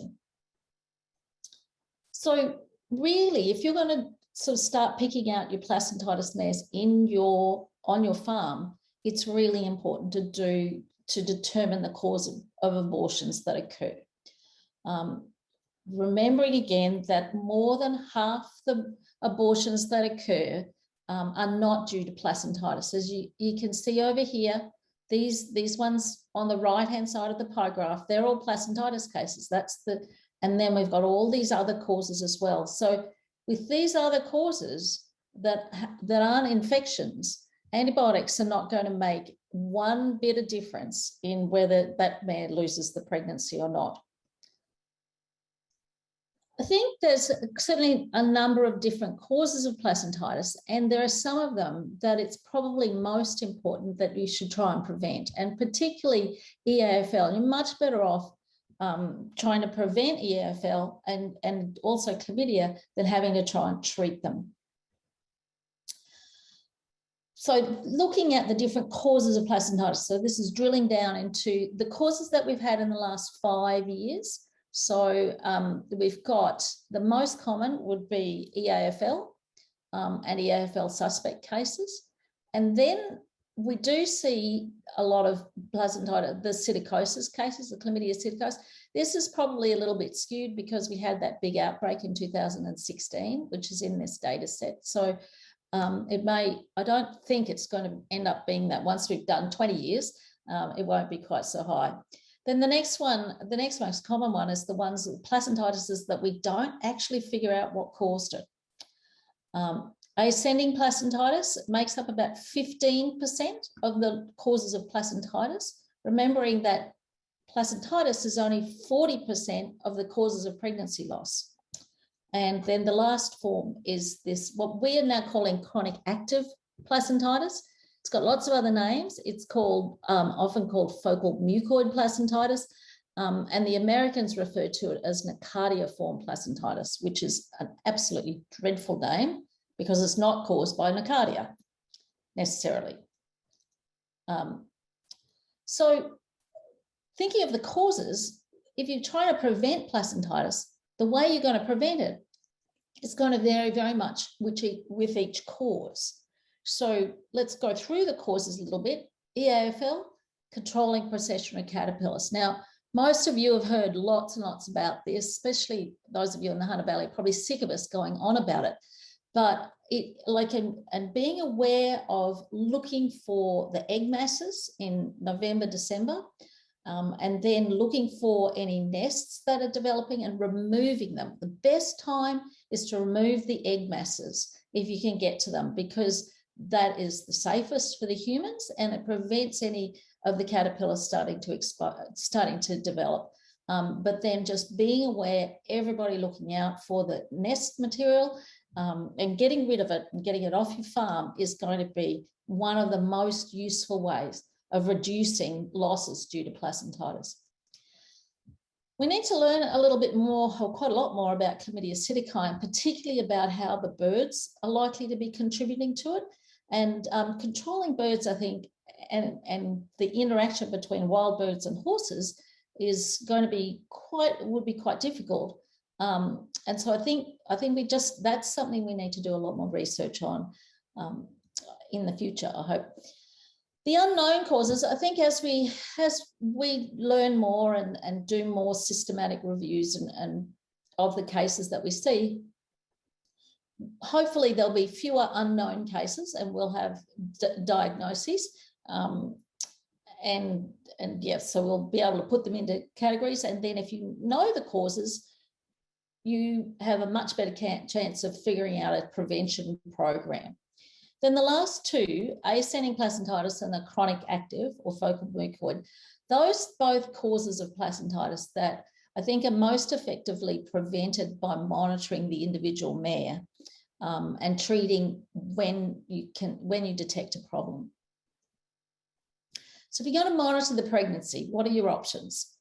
Ultrasound is the big one. It's widely used.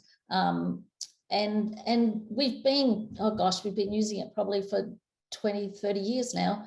And it's now that ultrasounds are really good, ultrasounds are a lot more portable and a lot more, and not as expensive as they used to be. It's much more, it's a much more effective method.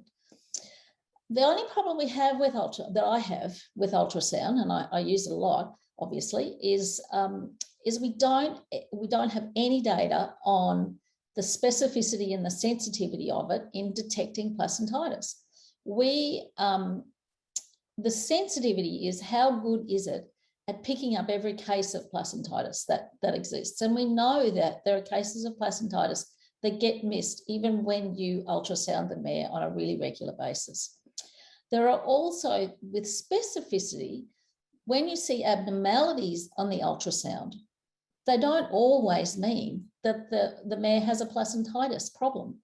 And so it's a little hard. We don't know exactly what the specificity and sensitivity is. And so I think it's always got to be interpreted with care and caution. And it creates its own problems. So just ultrasounding. The other things that are becoming quite useful, or that we've been looking for a long time, are what we call biomarkers. And that's just things that are in the blood mostly that will help you determine whether the pregnancy is going to be lost or whether there's a problem in the pregnancy. And once again, we've been doing this for a very long time, and we'll talk a little bit more about progesterones and estradiol as they seem to be quite topical at the moment.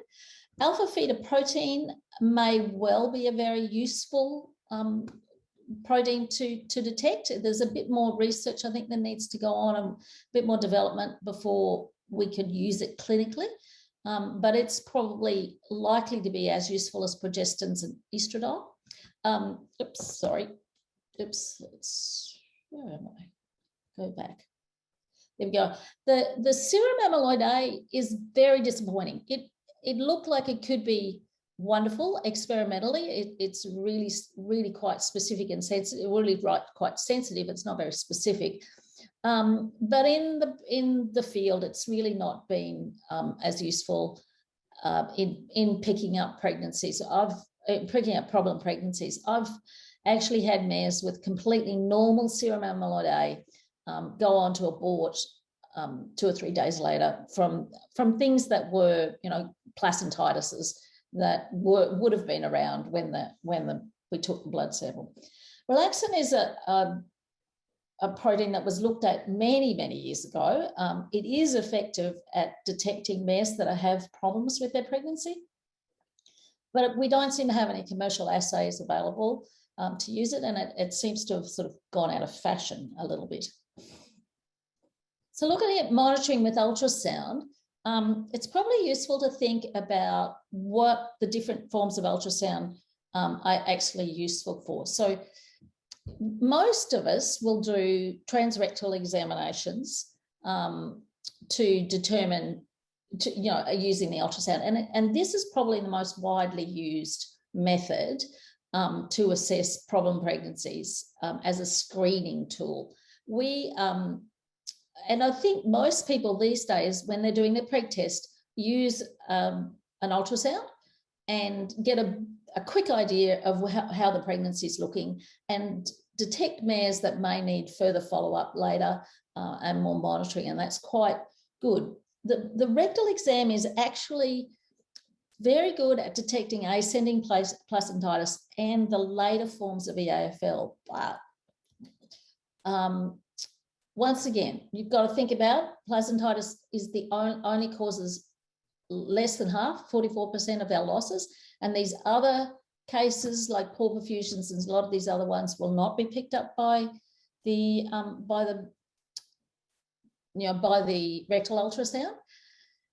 And then a whole lot of other causes of placentitis, the early EAFLs, the chronic actives, they can't be picked up by that as well. So rounding it out with an abdominal examination in your high-risk mares or the incredibly valuable mares, I think it needs to be considered. So with the abdominal examination, you can pick up a lot of cases of chronic active placentitis, but unfortunately, certainly here in Australia, we see cases that are way up the horns, the pregnant and the non-pregnant horn, which we just can't reach with the ultrasound of the very pregnant mare. The abdominal ultrasound is much more useful in picking up the early cases of EAFL, and it may well be useful in picking up chlamydia cases, although we haven't had an opportunity to really assess that. But it also will pick up cord twists, particularly if you're examining them in fairly early stages of pregnancy. Biomarkers that are interesting, I think the ones I'd like to talk about are the progestins and estradiols. And this is a study that was done in Japan quite a few years ago, which is it's an outstanding study. They looked at over 500 thoroughbred mares that were for one pregnancy, monitored them, took blood samples on these mares monthly throughout the entire pregnancy and recorded the outcome of the pregnancy. Now, the solid lines are the mares that had healthy foals, and the dotted lines are the mares that had the sick foals. And you can see that the progestins, they're normally low from about 28 weeks to about 40 weeks, and then they start to rise quite normally.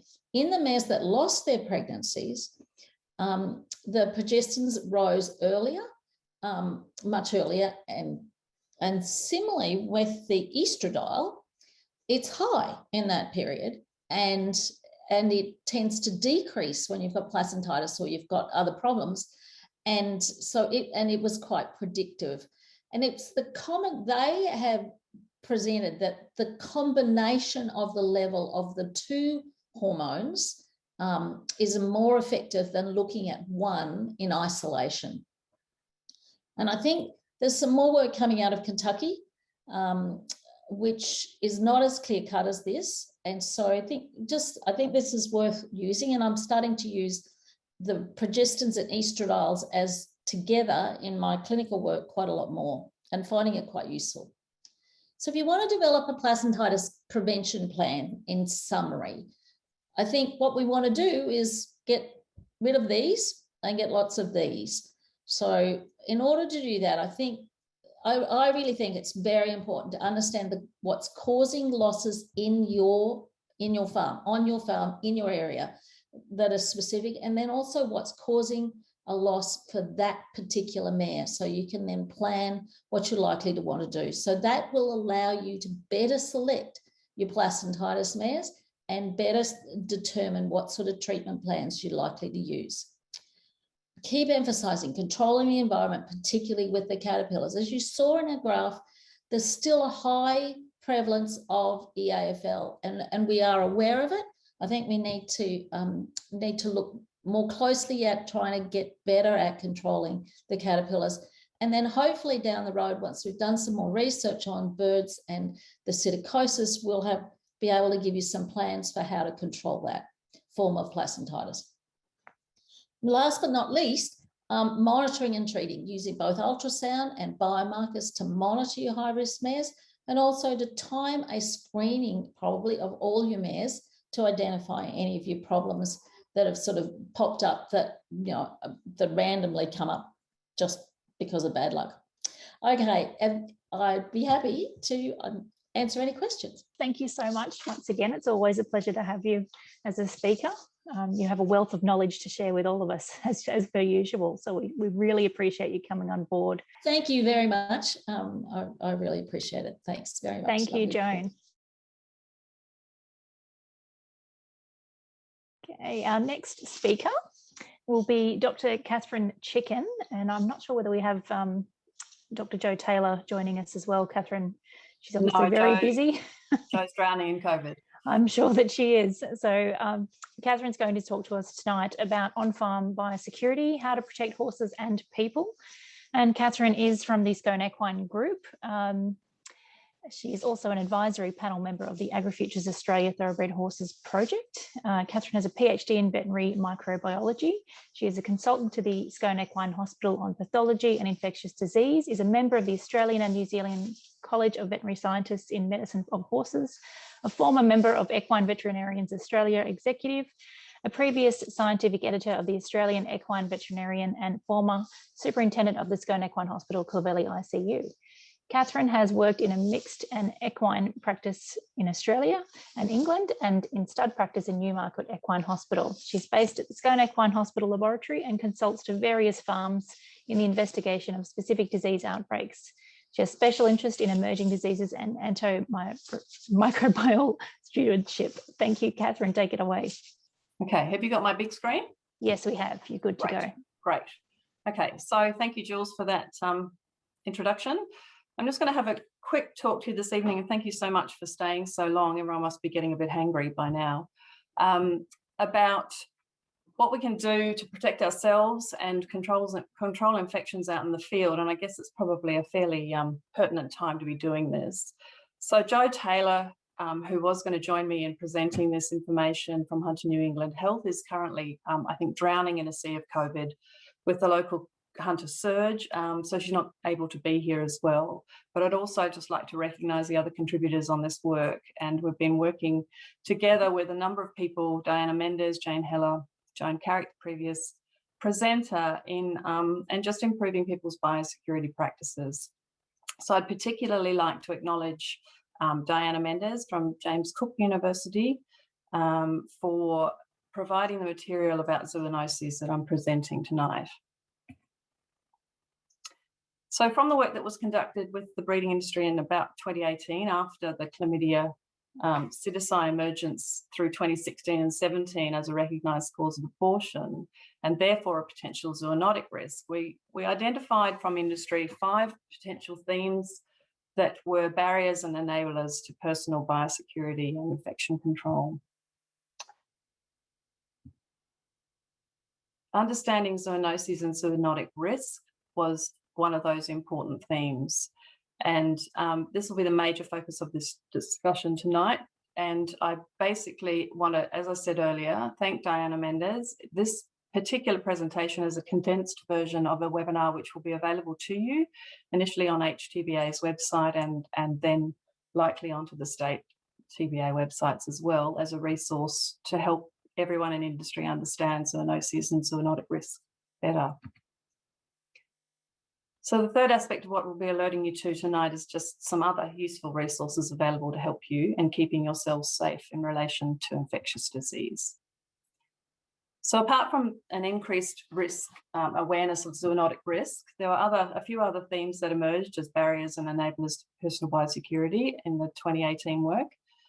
One of those was the fact that the personal protective equipment available to us is not really fit for purpose, and particularly with foalings and obstetric work, that has been recognised as a major issue, and there's been a working group formed to try and address this problem and actually access and develop potentially better PPE, which is going to be easier and better to use.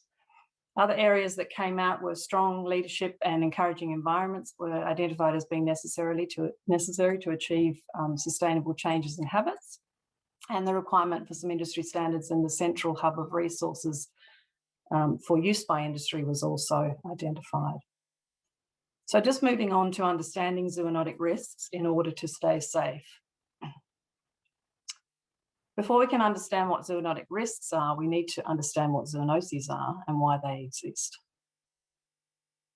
Zoonoses then are particular types of infectious diseases that can affect animals and humans, and they can be caused by bacteria, viruses, parasites, and even prions, which is the organism responsible for mad cow disease.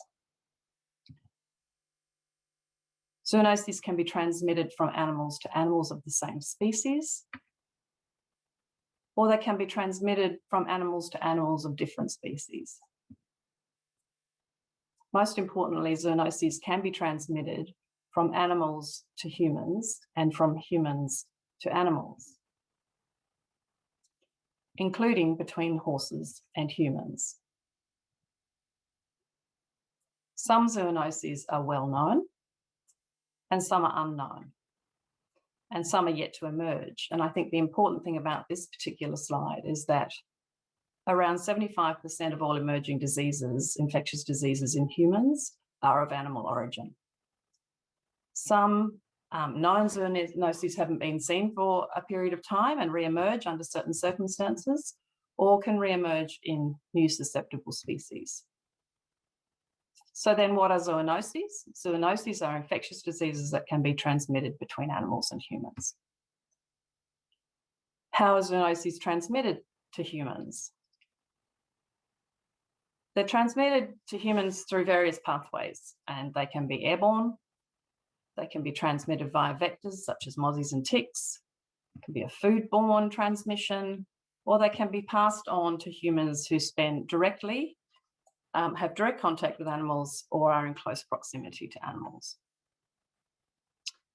So therefore, zoonoses are transmitted to humans by direct or indirect contact with animals or their products. Can zoonoses be transmitted human to human?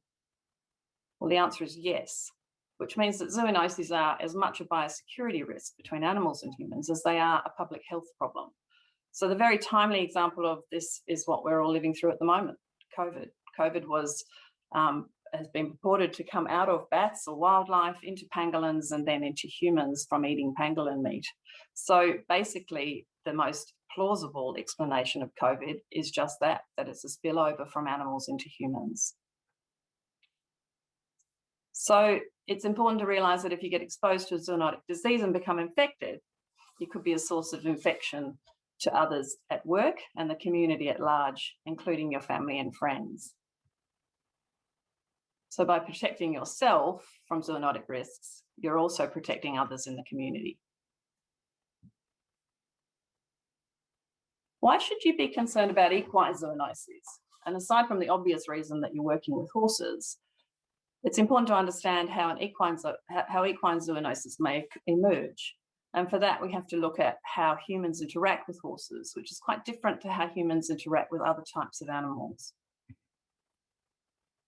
With horses, the human-horse relationship is very much at the crossroad between the relationship humans have with pets and livestock. Horses don't live in our homes, but humans tend to have a very close relationship with their horses as they would with their pets. Horses live or spend long periods of time in the field where they can come in contact with zoonoses-carrying wildlife. And therefore, the overlap is ideal for new zoonoses to emerge. So hence, humans interacting with horses at a higher rate are at higher risk of being exposed to a new emerging zoonosis and need to take care around potential zoonotic risks. Good example of this zoonotic risk through contact with horses is the emergence of Hendra in 1994. Hendra's probably been around in bats for a period of time, but then it spilled over into horses and from horses to humans, in some cases with really dire results.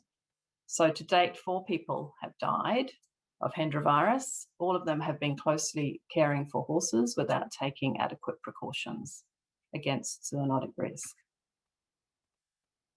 So there are many references in the literature to zoonotic risks linked to horses.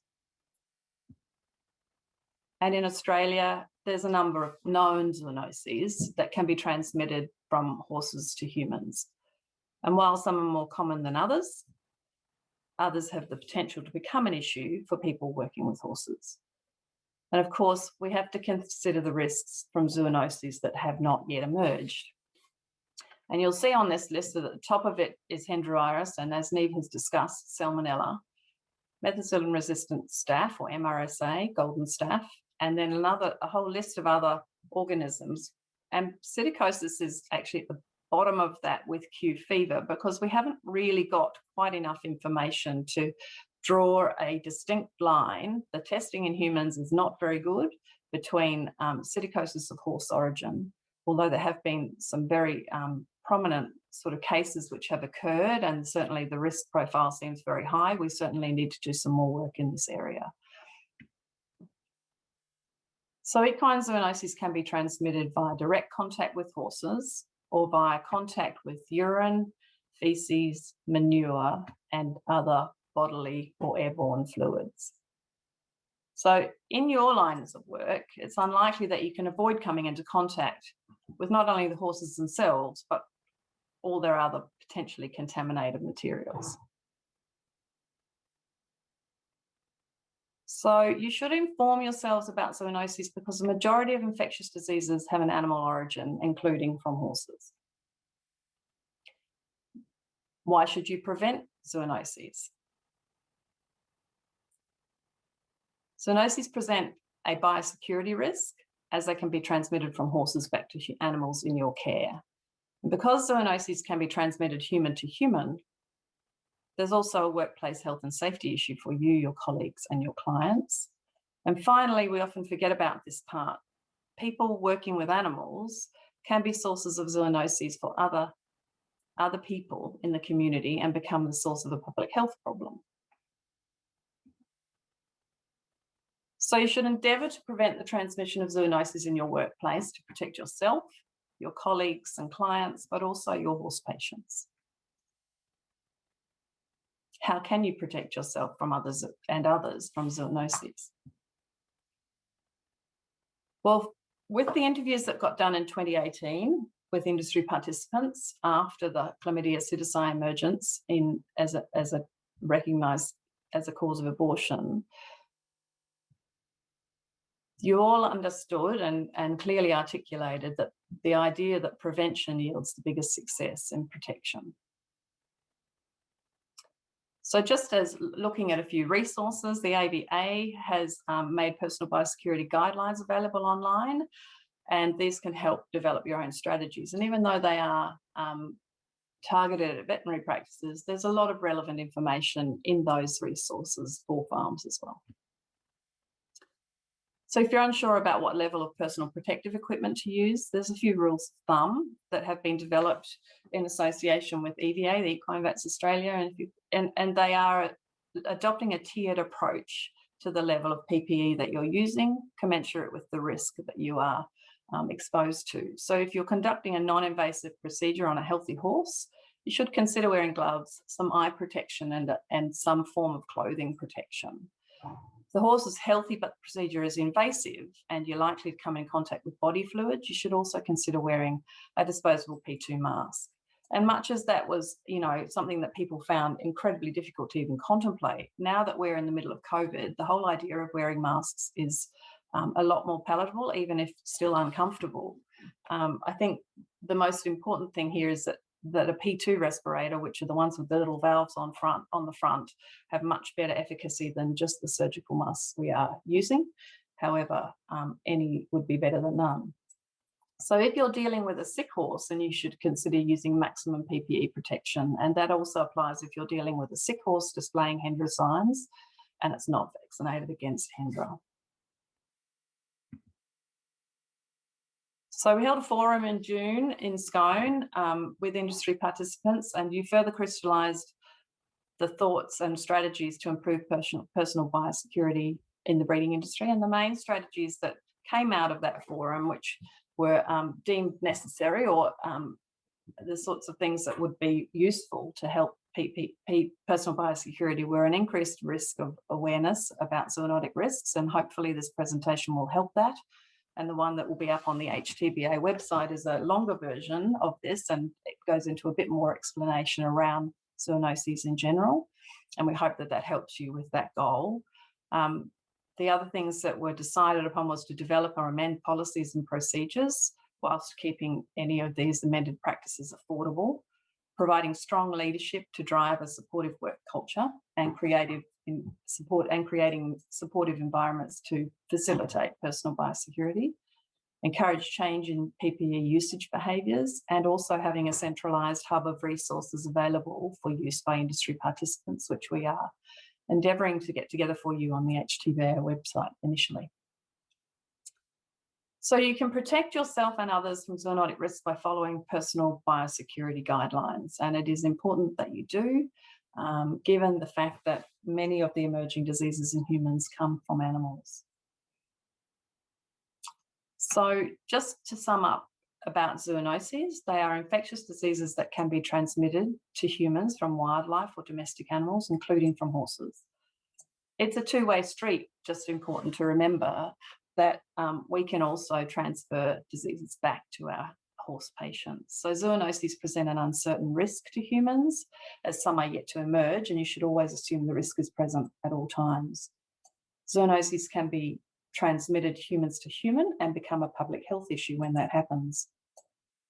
They can make you mildly sick or severely sick, and in rare situations, they can actually kill you, as is the situation with Hendra, and not all medical treatments are always available. But you can protect yourself and others from zoonotic risks by following personal biosecurity recommendations. And it's important just to remember that your health matters, and that it's important not to get caught out, and prevention being the best form of success. When you prevent these problems happening, everything sweeps, so nothing seems to have happened. But it's avoiding the disastrous situations that we're trying to help you do. So just to finish, I'd like to just alert you to some of the TBA resources that are already available to you to help navigate the COVID situation at the moment. And, you know, COVID is exactly an example of what we're trying to help get you to protect yourselves against with zoonotic risk. It's important to understand your business obligations in relation to COVID, and these resources are up on the New South Wales and Victorian TBA websites, as well as the HTBA website. It's also important to keep up to date with the latest health advice from the government sites, and there are some government resources on this slide as well. So during the next 1 to 2 weeks, there'll be various resources uploaded initially to the HTBA website and then to the state TBA websites, hopefully from percolating out from there, to provide you with a central hub to access relevant information around protecting yourself on farm, in the field. A pilot program this year has just about to kick off, which is basically having industry participants who have voluntarily decided to be part of this pilot in the Hunter, looking at personal biosecurity and infection control procedures on farms and in practices to improve everybody's day-to-day practices around biosecurity. And the results of that program will be shared with industry in due course. At this point in time, there will be various farms have decided on certain strategies that they may well like to implement in a way to improve their personal biosecurity practices across the board. So the HTBA website will be our initial hub for resources, and that'll include the fully narrated version of this webinar about zoonoses. It's a click through, you can do it at your own pace. I think it goes for about 17 minutes, and it's slightly expanded on what we've presented tonight, but it's a really useful resource for helping people understand zoonoses. There'll be a number of one-pages for display around farms and clinics, including zoonoses information, information around hand hygiene, tiered approaches to personal protective equipment usage, and also some links to videos of putting on and putting off PPE and the tiered approach to personal biosecurity. Can zoonoses transfer from humans to animals? Yes, they can. So it's a two-way street, definitely. And there's this wonderful zoonosis resource that we've been provided with by Diana explains that really well. In 10 minutes or 15 minutes, I couldn't give the whole presentation, but it will be there for you to use as a resource. And that explains a little bit more about how zoonoses emerge, re-emerge, and the fact that they do go between humans and animals. The next question is, how can you control the population for birds, mainly the breeds that carry chlamydia? Yeah, great question. So chlamydia is a disease that's carried by birds, particularly parrots, and the work that we've done in looking at abortions in mares has shown that the isolates that we get out of those aborted materials are actually the same strain as is circulating in parrots, native parrots, sotocockies, and all the colourful birds. And certainly that's a tricky thing. How do you actually maintain some degree of distance between those animals and your horses? And it's really interesting to watch certain bird species coming across over feed runs and things, and just swooping down. They get very habituated as to knowing what is going on different farms, and my understanding is anecdotally that certain feeds are more attractive to them than others, and so that's something that perhaps could be investigated. And yeah, it's a real challenge, and it's a challenge of us our animals coming into contact with wildlife at that interface. The next question, so I'm not sure I've actually answered that terribly adequately. Hopefully we're going to keep a few birds around and they're not all going to be dispatched, because it's a tricky situation to try and manage them, but they are manageable, and I think cleaning feeders and all of those sorts of things are important. We have done a lot of sampling on farms over the years with the 2016-17 cluster that we had. We did a lot of sampling because we were asked to start screening for chlamydia psittaci by DPI, and we found it, perhaps as a cause that we weren't necessarily expecting and hadn't recognised before. So basically, yeah, it's an interesting situation trying to manipulate the natural environment such that we can allow our animals to be safely in that environment. The next question is, can you give some examples of zoonoses transmitting from humans to horses? So interestingly, Michelle, we certainly have MRSA can transfer between horses and humans. That's probably the major one. I suppose you potentially could have ringworm going the other way as well. So those would be the main ones. But I think, looking at the COVID situation, you can see that once there's a possibility of any species being a potential host for any zoonotic organism, and it's dependent on exposure, levels of exposure, and the ability of that particular organism to take up residence in the particular species in question. I think there might be one more in the Q&A. Joan Catherine from John Sunderland, have you had many or increase in C. psittaci cases this year, and does the environment and weather conditions have any bearing on pregnancy loss? I'm going to hand that one straight over to Joan, if she's still here, because she is the one who's on the front line of looking at most of the pregnancy losses, and I am not. I can just add, can you, I hope you can hear me, but I can add in that there haven't been many cases. We have had one or two this year, which has surprised me. I thought, based on what we saw in 2016, with this year having been quite wet, that we would see an increase again, and we haven't. Nothing like 2016.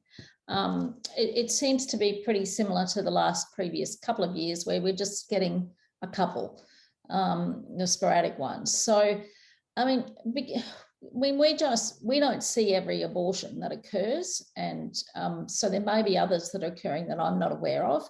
I haven't spoken to the team at the DPI lately, because they've got a much better idea. But yeah, certainly we haven't. But I think it's a good question, John, and I think that it sort of it emphasises the point that we need to do some more understanding of the whole ecology of the birds and how they're interacting with horses. And I think that's, you know, similar to how we did with the caterpillars, to understand after, you know, the 2012 problems we had, that understand the life cycle and how they fit in and what's going on, so that we know when we can intervene. So, you know, I think that's the crucial thing is we now know what to do with caterpillars, and we need to get a similar understanding for Chlamydia psittaci in birds, I think.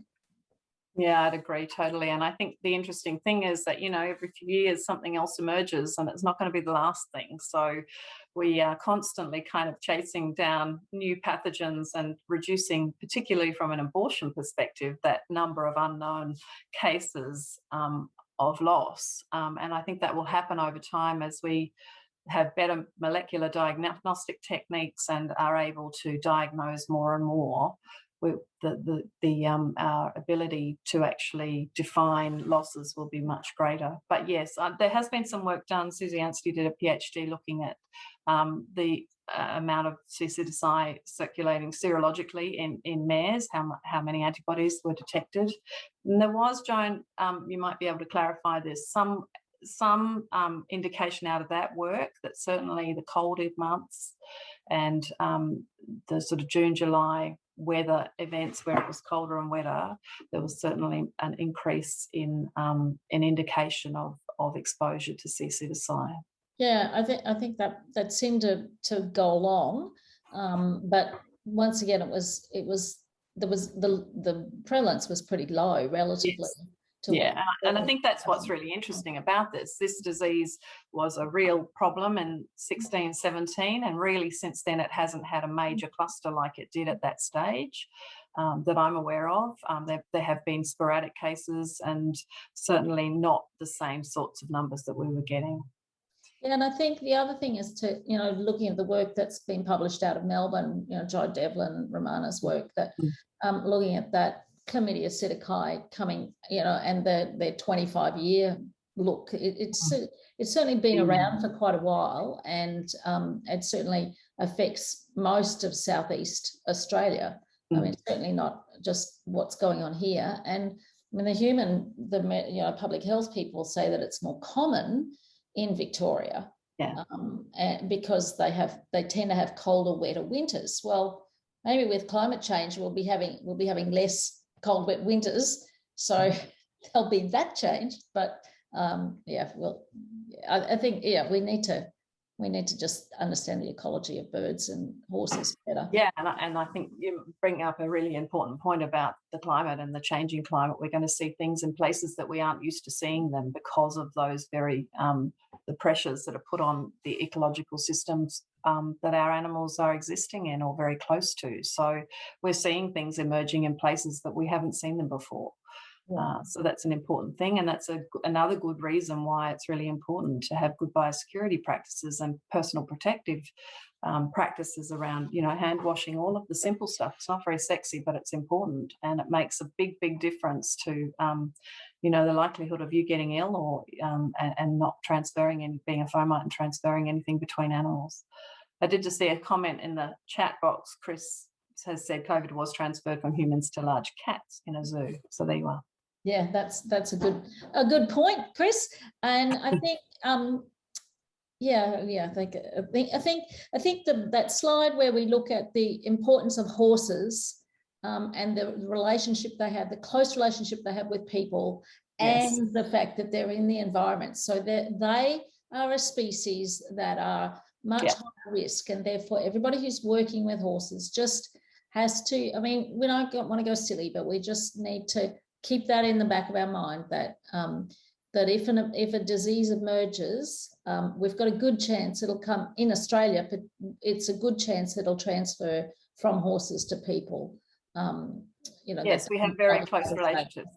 That's Yeah. right. And the webinar that Diana has put together has more information around those transmissions and emergence and re-emergence and what happens species to species. And it's a really great resource for everybody to use. But I did have to cut it down a bit just because of the time constraints. Did you? Thank you.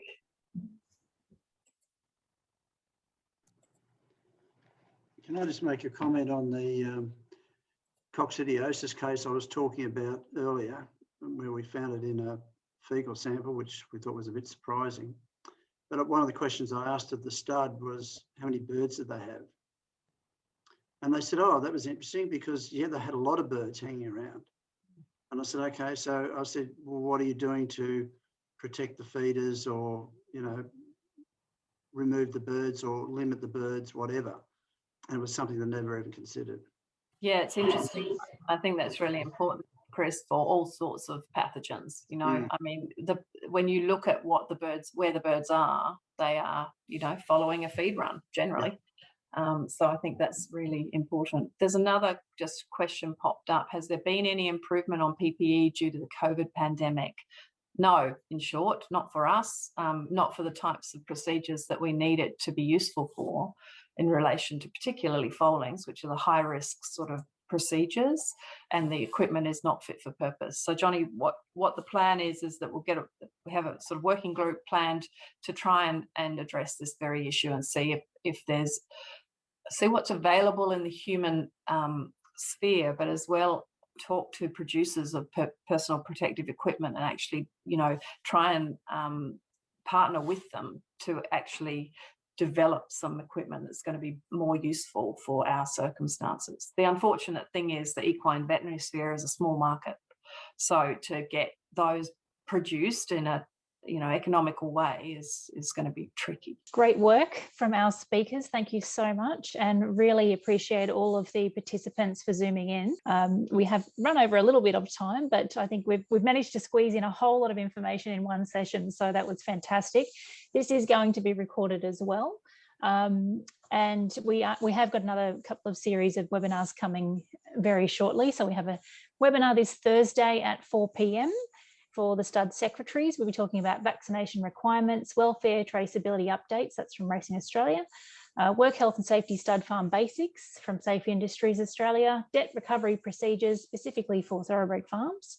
Insurance updates, again, specifically for thoroughbred farms, and some important changes for employers around superannuation, which I was quite surprised when that came through to us as well.